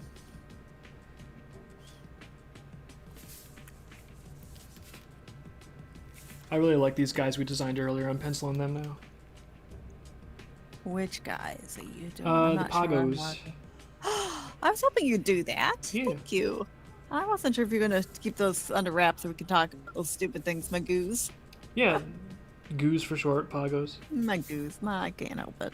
Alright, so if you know, we have the black and white tegu, which is a big 3-foot lizard that wanders around sometimes, and she's asleep. But when Dave was designing a creature, we started pulling out some tegus, and in the reptile world, they're called goos for short. So when Dave was making a reptile, we came up with a name, and I was like, "That's a goo. You're not fooling me." So it's shortened also to goo. Robot's got to get a better look at what I'm drawing. There we go.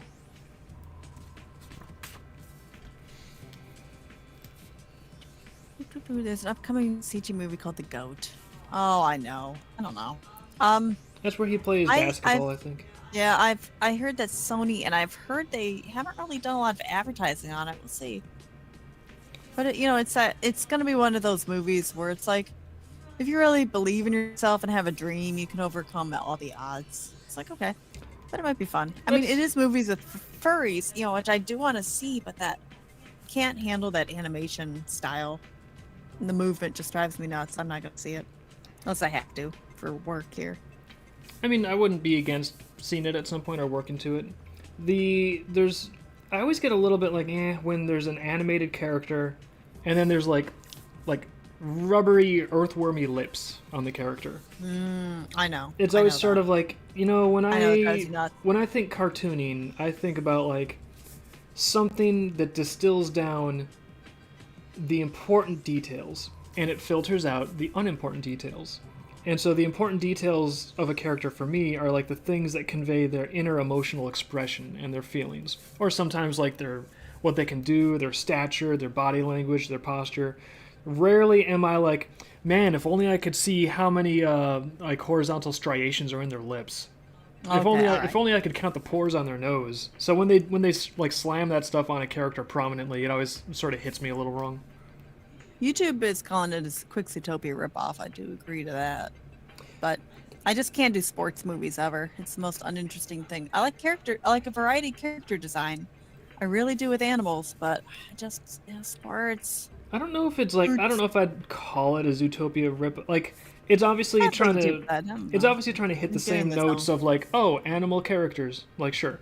But, if it's got its own story and if it's got its own premise and everything, then I would say it's like competing in the same genre of cartoon animals, but it's not necessarily ripping off the story and stuff. Dave. Yeah? You took off your coat, but apparently you got furry arms for the winter. This year's squirrel coat.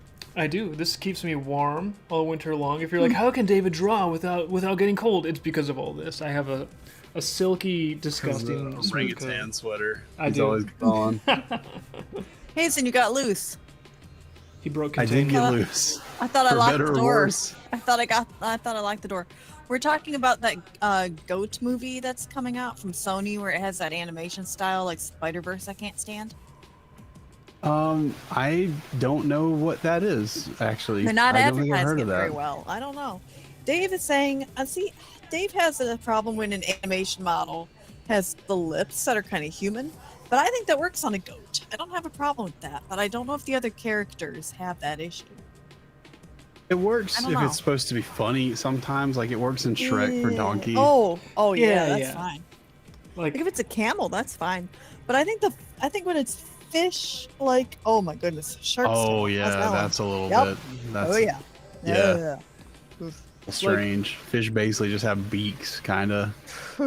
like I don't want to say like never that- can anyone put lips on a get that- cartoon, but They get just that human look. It's a little uncanny valley. yeah, generally it sort of falls in the same category of my perception as like, wow, they put a lot of pores on the nose. It's realistic, Yeah. but did we need that? Was that the thing that they needed to emphasize with this style that is important for us to Yeah. be a recipient?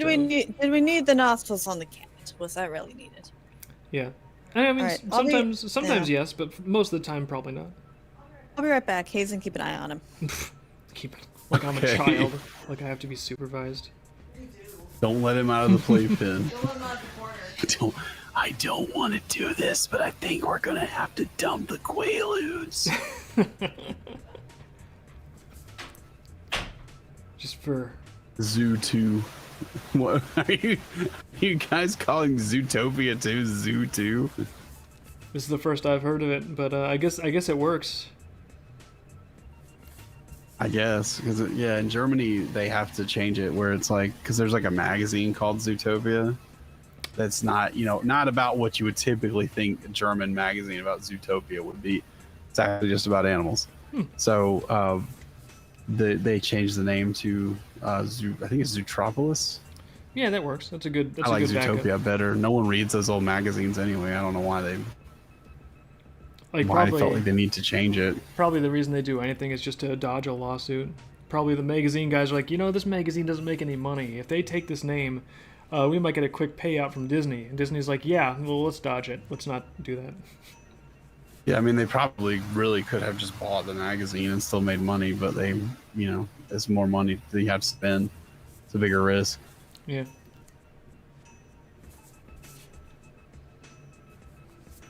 I'm asking nicely not to talk negatively about the movie. Why? I mean, it isn't a perfect movie, man. Like, people are going to have complaints. I don't even know what I movie don't does think he. that's too bad.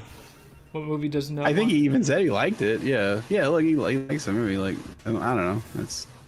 I like the movie. I have some complaints about it. It was paced a little quickly compared Zootopia 2? to the first one. Yeah, I think I would Yeah, give it like Zootopia 2. at least a B plus. Like I think it was good. I think people would enjoy B it. plus. Maybe an A minus, but like I'm using B A plus. Z plus. When I say B, Two. like if something is B, that means it's good. When something is C, that means this passes. This is worth your time It's to watch. average, Yeah, yeah. like I actually mean C is like average. Like I know in school it's like if you get an A, that's great, and then anything below an A means you're not performing well. It's like, nah, there's a lot of movies that are just fine, and that's a C, and I'm not trying to diss on it. That's just how I autistically categorize things for myself.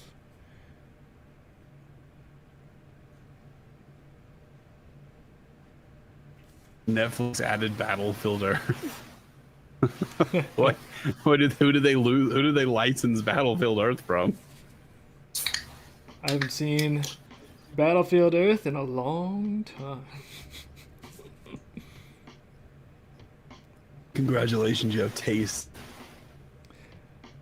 I think it hasn't been since college. I don't remember if that one was so bad that it started to become funny again or not. It depends on how much you know about it. I really wish more movie maker, singular, would stop being afraid to make the film. That's not up to the movie. If you mean the director or like the producer, that's not really up to them. That's like a S&P type thing with the studio. So the studio's not going to let you make a movie that's more than like an hour and a half long in most cases because people just don't.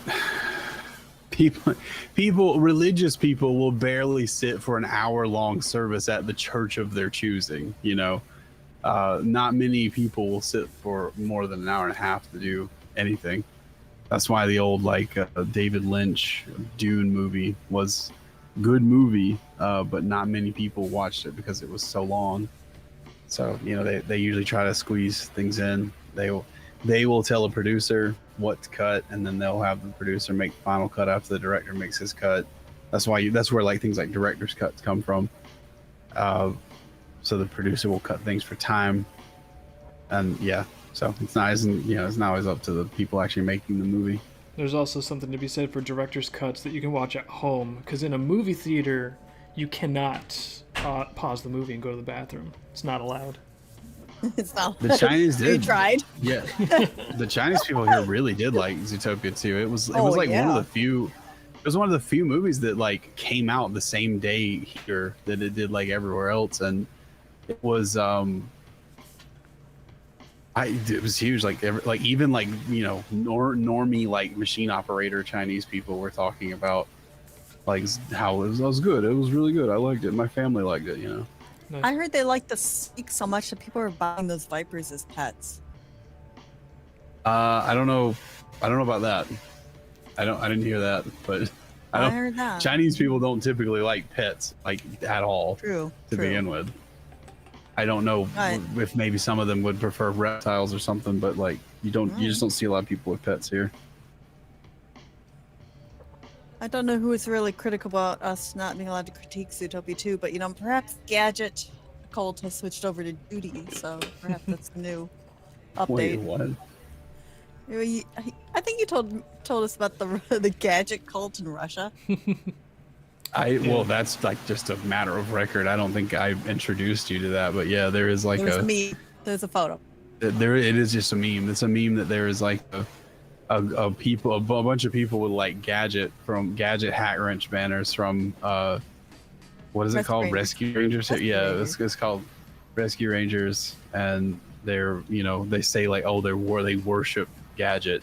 Now, in all honesty, probably that's not the case. They're just having a bit of fun, but like it's funny to think that they do, right? So that's what people say, and I think someone was saying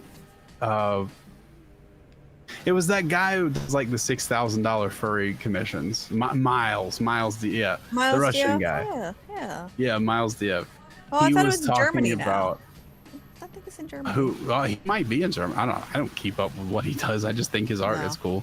But like he was talking about how he said how long will it be before we start seeing like a Judy cult like that? And I took a picture of the Gadget cult and I like had Quinn image edit, like put a picture of Judy Hopps in the banner instead. Oh, those you? And I just like tweeted it at him. Yeah. And he liked it, and it kind of, I don't think it like blew up or anything, but like, it was just funny to see him liking some stupid like AI made meme. All right. Mammo's supporting this that Gadget has a huge, gigantic following in the Slav community and it's not dying out, and it baffles him. 10 Apparently, different Gadget models on lives Civet for Judy's pink yeah. leggings. Judy has pink leggings? I don't know what you mean. From the costume she wore at the beginning? I don't know. Hazen, when I hear you on audio, it's like there's a fuzz or like a fog or a... You hear that, Dave? I thought it There was the could be ocean. something running in the hall, yeah. That's what it sounds like every time you talk, or maybe you go mute when you don't talk, but it's like there's like a buzz or a fuzz going on there. Does that make it any better? Yeah. Yeah, it's a lot better. Thank you. Okay, yeah. I'll just turn my denoiser up. It kind of squashes the quality of me talking a little, but it's worth it if you're not hearing like an annoying buzz. Thank you. Yeah, audio's kind of nutty. I've heard that now that Kathleen Kennedy is gone from Star Wars, they're going to go back to some George Lucas original stuff.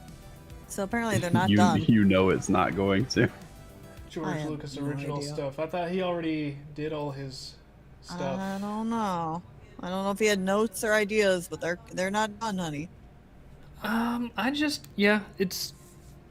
the optimal Star Wars fan, I guess, because I really feel like I've had enough just from the first 3 unaltered movies. Ugh. I just kind of want to get those original as they aired unaltered movies, and that's all I want. I will, but I keep getting you the wrong ones by mistake, and you get really mad. Yeah, because then I see thought you- Boba oh Fett, my God. or not Boba Fett, Han Solo shooting first, and then I'm like, oh no, this is This is not canon. This is dumb. Oh. The characterization is worse. And now, granted, this applies to like whatever I'm grading to, like Zootopia 2, only B+. Die now, you must suffer. Like whatever. Whenever I'm talking about whether or not David enjoys something, I like to deconstruct things and try to figure out like why they're like good or bad or whatever. But if you enjoy something, by all means, enjoy it, and do not enjoy it less just because David has different taste than you. Like a lot of times I'm trying to figure out why is it that I enjoy something or I don't. I don't want to be a killjoy. I don't want to reach into your good time and be like, "Oh, you were having fun and you were having a little tiny shred of joy in life in this Here's why dark you're wrong." in this dark, terrible, difficult life. You had something that was bringing you a little bit of comfort." No. Stop. That's not my goal. Just in case anyone is curious, my goal when critiquing story is not to reduce your enjoyment of anything. Even if I'm like, I think this is really bad and I really don't like millennial writing. It's like, you can, and you can tell me to go fuck myself, and that's totally fine. Just for the record. Banned. Yeah. Yeah, tell him that. Banned. Banned, It's a banned, trap. banned, banned. Yeah. Mark spam. Okay, yeah, chat, Dave. Tell Dave to fuck himself. I'm just gonna ban him. Stop liking what I don't like.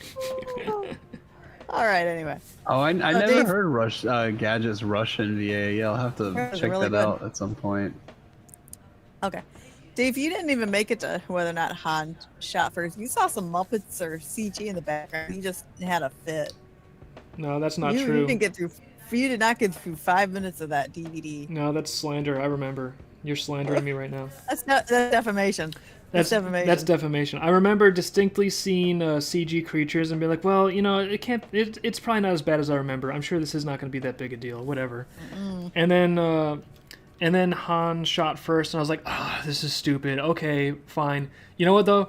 And at that point, I was even like, it can't be. No, Han is supposed to shoot first. Come on. Or I'm sorry, I saw Han shoot second, and I was like, whatever. This is as bad as it gets. I don't remember it exactly, but I remember this is like No. it decreased No. his characterization to have him reacting instead of being. But this is the worst it gets. It'll be fine from here on out. And then there was that extra scene where suddenly Jabba is like floating in to like tiptoe over to Han and start talking to him with like an extra scene, and that's when I was like, oh, I totally forgot about this. Why did they put this back in? Oh, I can't do this. I just got to get the old versions somehow. You made me get rid of those DVDs too. It's so ridiculous. Well, I don't want to You're like, I can't handle accidentally. this. I don't want to accidentally, like in a fever, be like, "Oh, time to watch Star Wars, the good version," and then like hurt myself by mistake or something. Yeah, I know. You I know come it's away all- damaged from watching them. It's him. No. Okay. To be fair, I haven't seen a Star Wars movie since they had that Darth Vader going no in the theater. No. No, because after that, Yeah. no, after that, like, I'm sorry, if I am stuck in a theater and I am bored and don't like the movie, I get physical pain during the movie afterwards for hours. What a waste of time! I am physically ill. That sounds from like if you wasting knew time if you knew watching the a right frivolous attorney, you could probably sue someone over that. movie. Yeah, I You probably would could. lose, but you could sue them. I could just do that all the time. Yeah, all the time. Yeah, go to movies. Be like, I hated it. Sue you. Cute. Somebody would take that case. But anyway, my point is, then after that one, which was just, ooh, I don't like Star Wars. That just was like, what is this? That's not. That's we don't think that's a joke, really? It So is. cringe. It is kind of funny. Ugh. Ugh.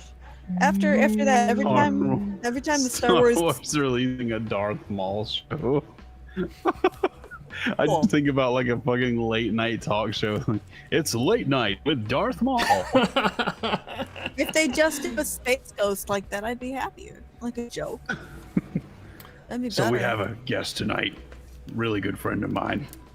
What does Darth Please Maul? welcome Beetlejuice. What does Darth Maul even sound like? I don't think he spoke at all in the films. He spoke in one of the animated series or something, but I don't know. I didn't watch any of that shit, so I have no idea what he sounds like. But I It'd be know he did speak. It'd be funny if they pulled the gag where it's like, and his voice comes out like this. You know, one of those routines. No, what about Skeletor? What about Skeletor voice? Yeah, like Skeletor kind of is that meme living. Skeletor can be really funny, but if he just sounded like Dark Knight Batman, you know, it's like, okay, yeah, he's a tough guy. We get it. George's plan was to bring back Darth Maul for the sequel trilogy. I think it'd be funny if you sound like Bill Cosby, That would be the great. Fat Albert gang. I'd also like it That'd if be Darth great. Maul kind of sounded like this, and he has a lot of upspeak, and he's sort of like fixated on his topics, and once you get him started, he just can't stop, and then people realize why they never ask him questions. Anyway, Dave would go to the other Star Wars movies with a friend, and I would waste 2 hours in Target because I just would not sit in the movie theater for another Star Wars. What do you? That's a stupid question. I was about to ask, what do you do in 2 hours for Target? But every time I've ever been to Target with a woman, that answers that question. Yeah, I used to work at Target. I spent 6 hours in that store. I had no problem there. there's something about Target. I think they pump it into the air. There's something in the ventilation smell. system. Yeah. See? They're Oh, I know. They pump. It's like whatever. What do they call it? The conspiracy theory where they put streams of gas up in the atmosphere. I'm glitching out because contrails. Thank you. I'm glitching out because I'm drawing a cool reptile creature. But yeah, it's like the contrails conspiracy theory. They do that like for reals in Target, but it only affects women for some reason. It's like addictive. No, trust me. I used to come home from Target. I would smell like that store, and I don't know how that happened. See, men worked there or men- went there. I know how. I would say I don't think men can pick up on the Target smell. No, I would catch you in one spot for 6 hours. My clothing smelled like that place. I don't know how they did it. See, and I couldn't smell I that. was in this place for 6 hours and I smelled like it afterwards. I don't understand. I don't know what they're spraying. But my point is, I don't think any male could pick up on that scent. I think it's only detectable, discernible to women, and I think there's something in the air in Target. Yeah. Anyway. Like some kind of virus that only affects women's minds. Yeah. Oh, I know. Anyway, are we excited about the Muppet Show revival happening? I'm not, because it's on a network streaming I'm not going to pay for. It also has Seth Rogen in charge of something, and I don't like him. I don't know. Yeah, neither does Dave. Like, I'm not against Seth Rogen. What is this? Necessarily, but it's just there's a lot of... Seth Rogen is somehow in charge of doing more You know that Muppet guy. Show. At least one episode of it is coming out. I don't know how much of that they're going to do. We'll see. But they want to know, Dave, if you What is think the show? The Muppet Show. The In the Muppet 70s. Show has Seth Rogen. I'm not like digesting this. Like Seth Rogen, for some reason, Yeah. has like Yeah, he got in charge of has something gotten rights to do a Muppet thing. with Disney. So I guess, like, look forward to Kermit smoking weed and having that being the main thrust of the plot for a few seasons. I don't know. Holy fuck, Anyway. Miss Piggy! This weed is out of this fucking world. Anyway, Dave, can you sing Rainbow Connection in your Kermit voice if you know the lyrics? Can I sing? I don't know the lyrics, so I guess I can't. Oh, you're Checkmate. Are you claiming not to know the? Oh, come on. How do Gotcha. you not know it? I know that one. Nope, it's hard. I can't do it. Sorry. Could be good. Nope. You just fuck. Come on, just fuck it up. Nope. I'm self-conscious. Suddenly, I've decided I'm not going to embarrass myself on stream out of nowhere, stunning everyone. It's like, wait, I thought An hour 45 minutes in, you're not going to do that. this guy suddenly got a sense of shame. Right, exactly. Out of nowhere, sense of shame has appeared. Sense of shame has entered the arena. He has one line in episode 1. Oh no, it was the Clone Wars thing. I think that was that 3D thing. He sounds like Ra's al Ghul. I don't remember what Ra's al Ghul sounds like. Dave has reptile dysfunction right now. Reptile dysfunction. Is Bunny taken? Mamo, no, everyone knows Bunny is free. Free bunnies. Yeah, the Okay. government doesn't want you to know this, but bunnies are free. I have never liked You just Seth pick them up Rogen. wherever you see. Yeah, we don't like Seth Rogen's face. Chat hates Seth I don't Rogen. know, like, he's not I like... don't know. Like, he used to be kind of funny, but like, Like, he was funny in 40-Year-Old Virgin, I thought. Like, I've seen him in stuff where I'm like, yeah, he's funny. This is appealing, Yeah, you know. but now, Yeah, he now used to be he's really funny, everywhere. and He's everywhere. he probably could be funny now. But yeah, he's like in everything and everywhere now, and it's annoying. Like, I'm tired of seeing him. And then like, Yeah. Well, he's in so much there was stuff. that whole thing It's where, at the like, level some where I'm like... internet guy was saying something, and he like went, oh, it was Count Dankula. He was saying something online, and I think it was when he got the pug to do like a Nazi salute or Yeah, something. yeah. Aw. And he was just like, dude, do you think that's funny? Are you Jewish? That's not funny. I work in the sphere. I know funny. You're not funny. Like, I forgot that why, he was why the are you guy even that- bothering to come down to the level of some internet, like some guy who's famous for making a pug do like an offensive thing on Twitter. Well, he then became famous Give for me a actually break, being man. like prosecuted in the court of law for making a pug do a funny thing on Twitter. And I forgot that was Seth Rogen. I knew there was like something there, and it's like I don't remember everything he does. I'm Well, you know, I'm not when- keeping when a Seth Seth Rogen Rogen- diary or anything, but yeah, I'm When trying Seth to. Rogen says it's a bad look, you know that's something to really take serious. You should all think about what you did. Seth Rogen told you no. Well, when he's dogpiling on another comedian who's literally being prosecuted for the crime of joking, it does not paint him in a flattering light at all. Well, Yeah, it wasn't even anything. It was just like, can't do that in you know, Europe either. your joke might be offensive to some people. Like, yeah, that's comedy. Like, I'm sorry. Like, all good comedy makes at least one group of people a little bit upset. Yeah, well, the best. And Seth Rogen is a group of people. Yeah, like sometimes comedy can just be like pure absurdity, which is fun. But I think the best comedy that's like the most evocative is something where it touches on a truth, and especially if it touches on a truth that everybody knows, but no one has really articulated or observed, or they're not allowed to observe it because of like, you know, social taboos and stuff. So for that reason, like, yeah, comedy, a lot of times, that means it is going to offend somebody if it's somebody that doesn't necessarily want that connection being made or observed in that way. Yeah, but I mean that doesn't mean like you need to use your star power to go and like publicly shame people. Well, if you do need to use your star power to go and publicly shame people, it paints a portrait that I don't like, generally Yeah, I know. speaking. I don't know, but plus Seth Yeah, Rogen has it's been never, so... I've never looked at him the same since then. That seems Yeah. so petty and pathetic and so just like a waste of time. Like, don't you have a fucking 11 millionth movie to be in that's gonna bomb? Well, that's the other thing, too, is he's so in everything. He's so oversaturated and overexposed. It's just like, dude, like, tell me you went to Epstein's Island without telling me you went to Epstein's Island, okay? How are you in everything all the alright. time? Jesus. Okay, so anyway, the point back to Muppets is that we are afraid that because he has his fingerprints in there, he needs to be on camera and take over or have his humor, you know. So we're just really skeptical that maybe there's a little too much Seth Rogen instead of Kermit. Well, you know what? I don't He can know. redeem himself if they have Count Dankula on as a guest. How's that? I'll watch it if he brings Count Dankula on. Yeah. Ugh. Like Seth Rogen, if you're obviously watching this, I'm assuming you have nothing better to do with your time. Like, bring Count Dankula on as a guest, and then finally, David Lilly's fatwa against you will be declared over.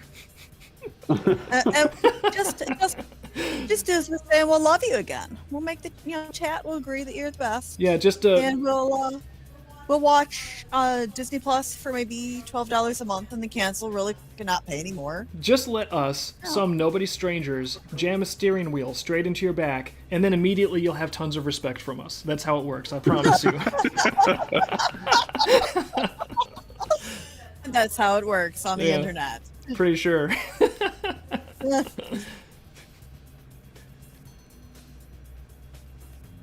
You drawing lizards?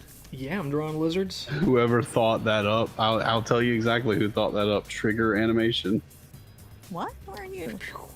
They're talking about the little Star Wars thing that Trigger got licensed to do for a while, because for a while, like, Disney was really trying hard. They're still trying to do this actually, but they were trying really hard to break into like the Japanese / anime market, because like people who like anime consume a lot of stuff. Yeah. But they kind of forgot that the reason they consume a lot of that stuff is because they actually like the content and they like how anime is kind of made and directed, and they prefer that over things like Star Wars. But they got Trigger Animation, which to their credit, they were on the pulse enough to get Trigger to do the animation for it, to do like a little six mini episode Star Wars miniseries thing, kind of like The Matrix Reloaded. And they the only one anyone remembers is it was one where this bunny girl from like an alien planet became a Jedi. That's Ew. all anyone remembers Wait, from that so- series. Wait a minute. So there's a furry that becomes a Jedi, really? Yeah, and everybody's crazy about that. Oh, And you're not. I'm gonna go and hate to bust your bubble, but you're not gonna get more of that. And Why? you're also like that. You know that was That sounds like a fan favorite. From according to that was they knew what they were doing. If you want to know who's responsible for that, I can tell you, it's not Disney, it's not Star Wars, it's not Kathleen Kennedy. It's somebody Yeah. at Trigger. Oh. Somebody at Trigger said we should have a cute girl in this, do some like cool action stuff, because that's what everything Trigger has ever been about. It's just like cute girls doing cool shit, and then having like fun personalities and stuff. And then immediately in Disney headquarters, a silent alarm started going off. Deep, deep, deep, deep, deep, deep, deep, deep. Cute girl fun. doing something. We have to put a stop to this. Maybe it became Yeah. Judy from Zootopia. I don't know. Her Jedi power was she could Yeah. make things like just be suspended in midair, and they call this character Judy Stops, I think. Zing. Judy Oh, stops. okay. All right. Arresto Hey, do Memento. you want to talk about your lore lizards in 8 minutes here? Do you In have time 8 for the minutes? lizards? Or is that book stuff? We're gonna write all about them in the book, and we're gonna write like how you can tell them based on like their scat in the wilderness, everything important. We're gonna just page after page of it, yeah. But no, I actually like these Yeah, guys. that'll be a skill you can get in the game Lizard Scat Tracker. called Scat-tastic. Yep, we're gonna have 3 pages of gauge ringkeepers. The rest is about these lizards. The whole book is gonna be The about rest is Dave's about obsession Scat.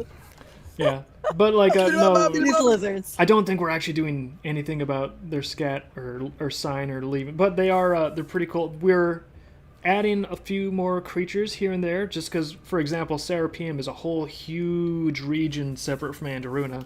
So it'd feel a little weird if there was not one single like life form in Serapeum that wasn't also in Andaruna, you know? So we're just fleshing Okay, things out a so- little bit and be like, well, what would they be riding around on there? Yep. What is unique to that Hey. biosphere? Yeah, basically, if it's in a different location, perhaps they have different creatures Like, because of yeah. the environment. There might be Yeah. some creatures that are like, you know, wide ranging in a variety of habitats, but then some of them are a little more localized. It adds more fun and flavor to it, because if it's sort of like, even when I'm doing the maps of the various districts, right? It's like, okay, well, what makes this district unique and different from this one? What is in this district that is not in the other districts? Because it's the differences between them that actually make them stand out and give you like a reason why something might happen in one place as opposed to another place, and then it just it starts to create a really interesting, unique tapestry where there can be dynamic tension between places, because you know this place might have one resource that another one doesn't have, and then that can even be a source for possible conflict between the residents. And I don't know, it's all kinds of like really fun things start to emerge from like the texture of this information. The lore book is going to be, I think, just Okay. putting tons of potential into Ascension for people to have a lot of fun playing stuff. Are there rideable creatures that can fly in the dream world? I don't even know if you can. Can you ride a flying Necto? Yes, you can. Oh, good. Does he look like Oh yeah, don't they Falcor? get fucking huge? Yeah, they they can do, get they like- can get very big. We reenact Neverending Story with them. Never ending story. Isn't that the one where the guy like what is this guy saying? flies around and he like eats the local bullies on Earth and like, oh my god, and there's like this huge dog like like just flies from Yeah, it's a big white furry dog. yeah. Flies around like an Necto. And then the bullies are just like consumed in the spray of blood. I don't remember exactly if that's. I think that's what happens. All right, hey Dave. Just this really brutal revenge fantasy. Yeah. Neverending Story. All right. Except for What these is guys. those skunk act tech girls? What the fuck? I don't know. I think there's a robot that doesn't really want to do a lot of English, but something about top viewers. Do you want top viewers?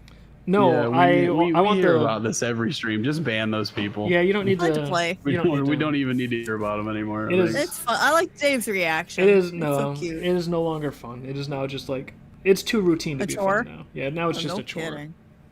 No, I know. I don't want to hear about the robots. Destroy them. Destroy them immediately. Was this intentional? I don't know what you mean by intentional on YouTube. I don't know if you're talking about us. Or what If you he's guys are talking doing. about the revenge scene and behind in the I don't know what you're that was talking absolutely about, Memo. intentional. He totally aimed at the bullies and tried to destroy them. Yeah, we're doing Neverending Story. Or I think she's more a raccoon with that tail. We want to know more about the raccoon guy. Oh yeah, I want to get more aura into the series. We want to know more. She about is that one. she is going to be a relatively What is her favorite ice cream? What is her birthday? The Aura chapter. yeah. We get What all is the her height measurement and weight? all the important Where's the bar? checklist What items. is her panty size? We need to know her bra size. Well, you can tell now from the chart. Like if people can measure that from a drawing, like they can pull out the measuring tapes. It's there. They will. Go to town. Not. But in terms of like the stuff that actually is going to be relevant, called like how would she manage like this or that scenario in the story, we just gotta get more story rolling, and we will get there. It'll be cool. Yeah. No, all Chinese about hot pot. Chinese hot pot. Yeah, We have a Korean. I've had, yeah, is that hot Corbin's asking about that? Yeah, I've had it both like outside of China and here. Oh. I mean it's good. I didn't feel like either time it was anything really special. I kind of prefer like the open grill thing they do in like Japan and Korea a lot more, just because I don't know, I'm more of a seared meat and vegetable kind of guy.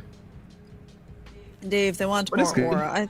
I think we should just start putting aura in the background on every single comic panel, and we can play like "Where's Aura" in the book. She could be our watermark. Yeah, just like there's aura, and we point to each panel, try to find aura. Yeah.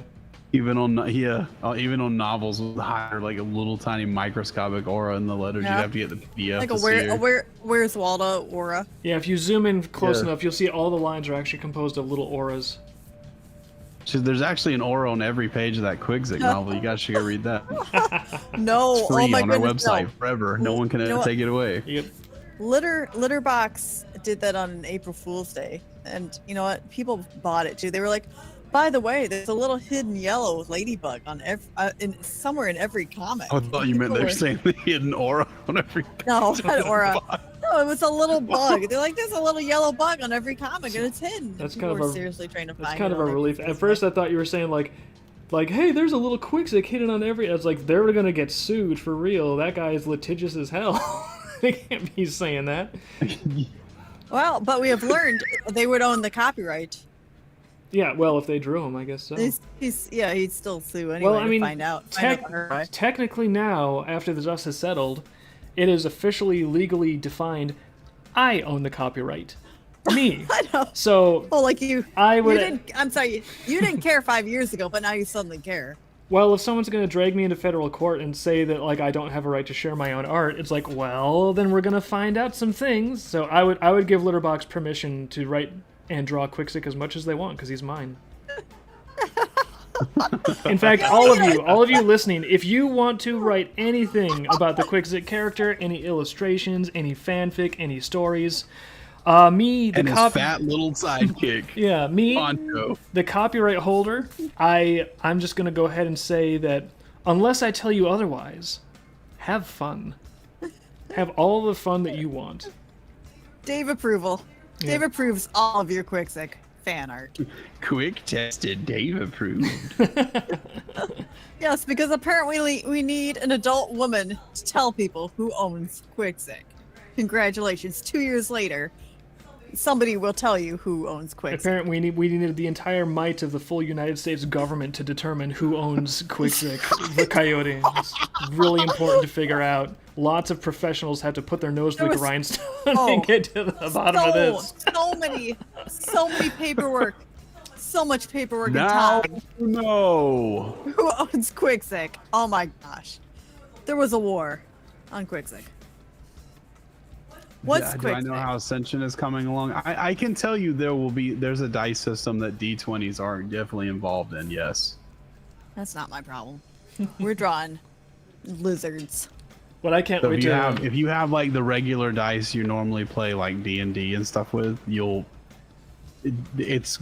I can tell you that it's going to be, from what I've seen, it will integrate into things that if you play these kinds of like RPG games, you'll probably have everything you already need to play it. I don't know if we're gonna offer dice in the store. We had custom dice, I think, back when we did skirmish card game, and I think we still have a couple of those. Yeah, we'll see. Somewhere. People We're gonna use redo some those. custom dice that might be kind of like exclusive to the Kickstarter for it. Yeah. But I don't know if that we'll even do that. But like, if you guys want custom dice, make as usual. If you want something, make noise. Tell everybody like, hey, we need to let them know that we want this, and that'll be the sign of like, okay, well, people definitely do want this. So we'll try and get that out. Yeah, we'll do a poll. Hack the poll. Well, speaking of Do a Ascension, pool. got a lot We'll of invite Tim Pool on stream. got some good progress on Ascension art tonight here. The districts are coming together really nice. And we have also arrived at 9 o'clock, which is good timing because I just finished this last critter drawing, which you can, once we get the stat blocks for him, you can figure out if he's a mount that you might want to ride around on. All right. He looks cool. I like him. I know dinosaur girls will love him. I like how he works too. Like we've got his whole like ecosystem figured out, and it's fun. Well, any I don't know. Any Hey, last? hey Dave, Yeah? I'm letting you know you did that animal riding on his back up in the tree area. I don't like the design. Maybe that's something else in the universe. I know we're gonna have multiple. You want one that has like a shorter muzzle and it's more appealing looking, like a heart. We're gonna get Yeah. that. But I want something with good-looking the one? ridiculous long, like Gariel type of snout. So there's gonna be multiple shrieking little idiots flying around. All right, you want the what is it? The Rampo? It's that dinosaur with the tail. That's what Ramferunctious. that is. Yeah. Yeah, that's what you did there. Congratulations, you put a dinosaur in there for no reason. Oops. Also, Nothosaurus was really cool. Nothosaurs were awesome looking if you look at those guys. Almost like my favorite dinosaur, Nostradamosaurus. It's the best. I could see the future.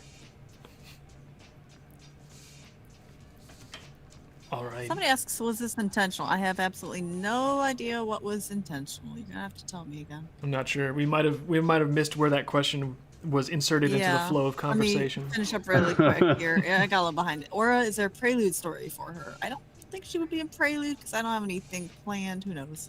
Yeah. We got a lot to do. We have much to do, but we're doing it and it's fun. So thank you guys for chilling with us, watching us do it, chatting with us while we do it, supporting what we do.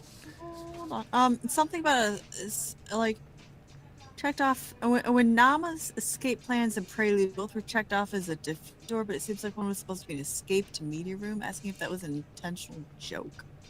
If that's based on a video game, I don't know what you mean. The escape to a media room? Yeah, at some point. Defeat door, escape to media room. Yeah, I think they're Check talking mark. about the map on one of the Prelude comics, like Nama's primitive map, where she's got a map to escape the floor, but she also has as a side goal escape to the the TV room, basically, where she can watch shows Oh, and okay. stuff. Yeah. I haven't seen that in years. Dave just posts stuff out of control. All right. Well, you made a Dave graphite boasts. freak. Good job. Woo! Made a graphite. Yeah. Well, thank you guys for hanging out. We will be back on Monday with more streaming like usual. So, behave, stay warm over the crazy Arctic blast, once in a lifetime storm that we are supposedly going to experience, and we'll all. I think we have that yearly, honestly. It's called winter. Yeah, they like to hype it up on the Weather Channel. They need the ratings. So. Wait a minute. Dave, can you fix this? Maybe we can help. Tried to Google the dinosaur and it went to a bad dragon knockoff. No, hold on. What? All right, I'll fix this. How do you do? Is it the Rampo? How do you spell Ramferunctious? that? I don't know if I'm Gosh. pronouncing it right. The That's my. grandpa. That is. No, that's always been my problem with the dinosaurs. Is you can read the name in the book, but you can't pronounce it easily. So I always go off of photos.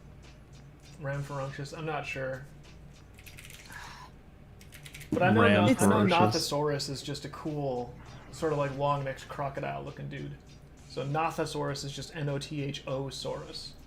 And if there's any other dinosaurs you're trying to look up and you get disgusting dildos in your face instead, I'm sorry. Welcome to what the furries contribute to culture and media.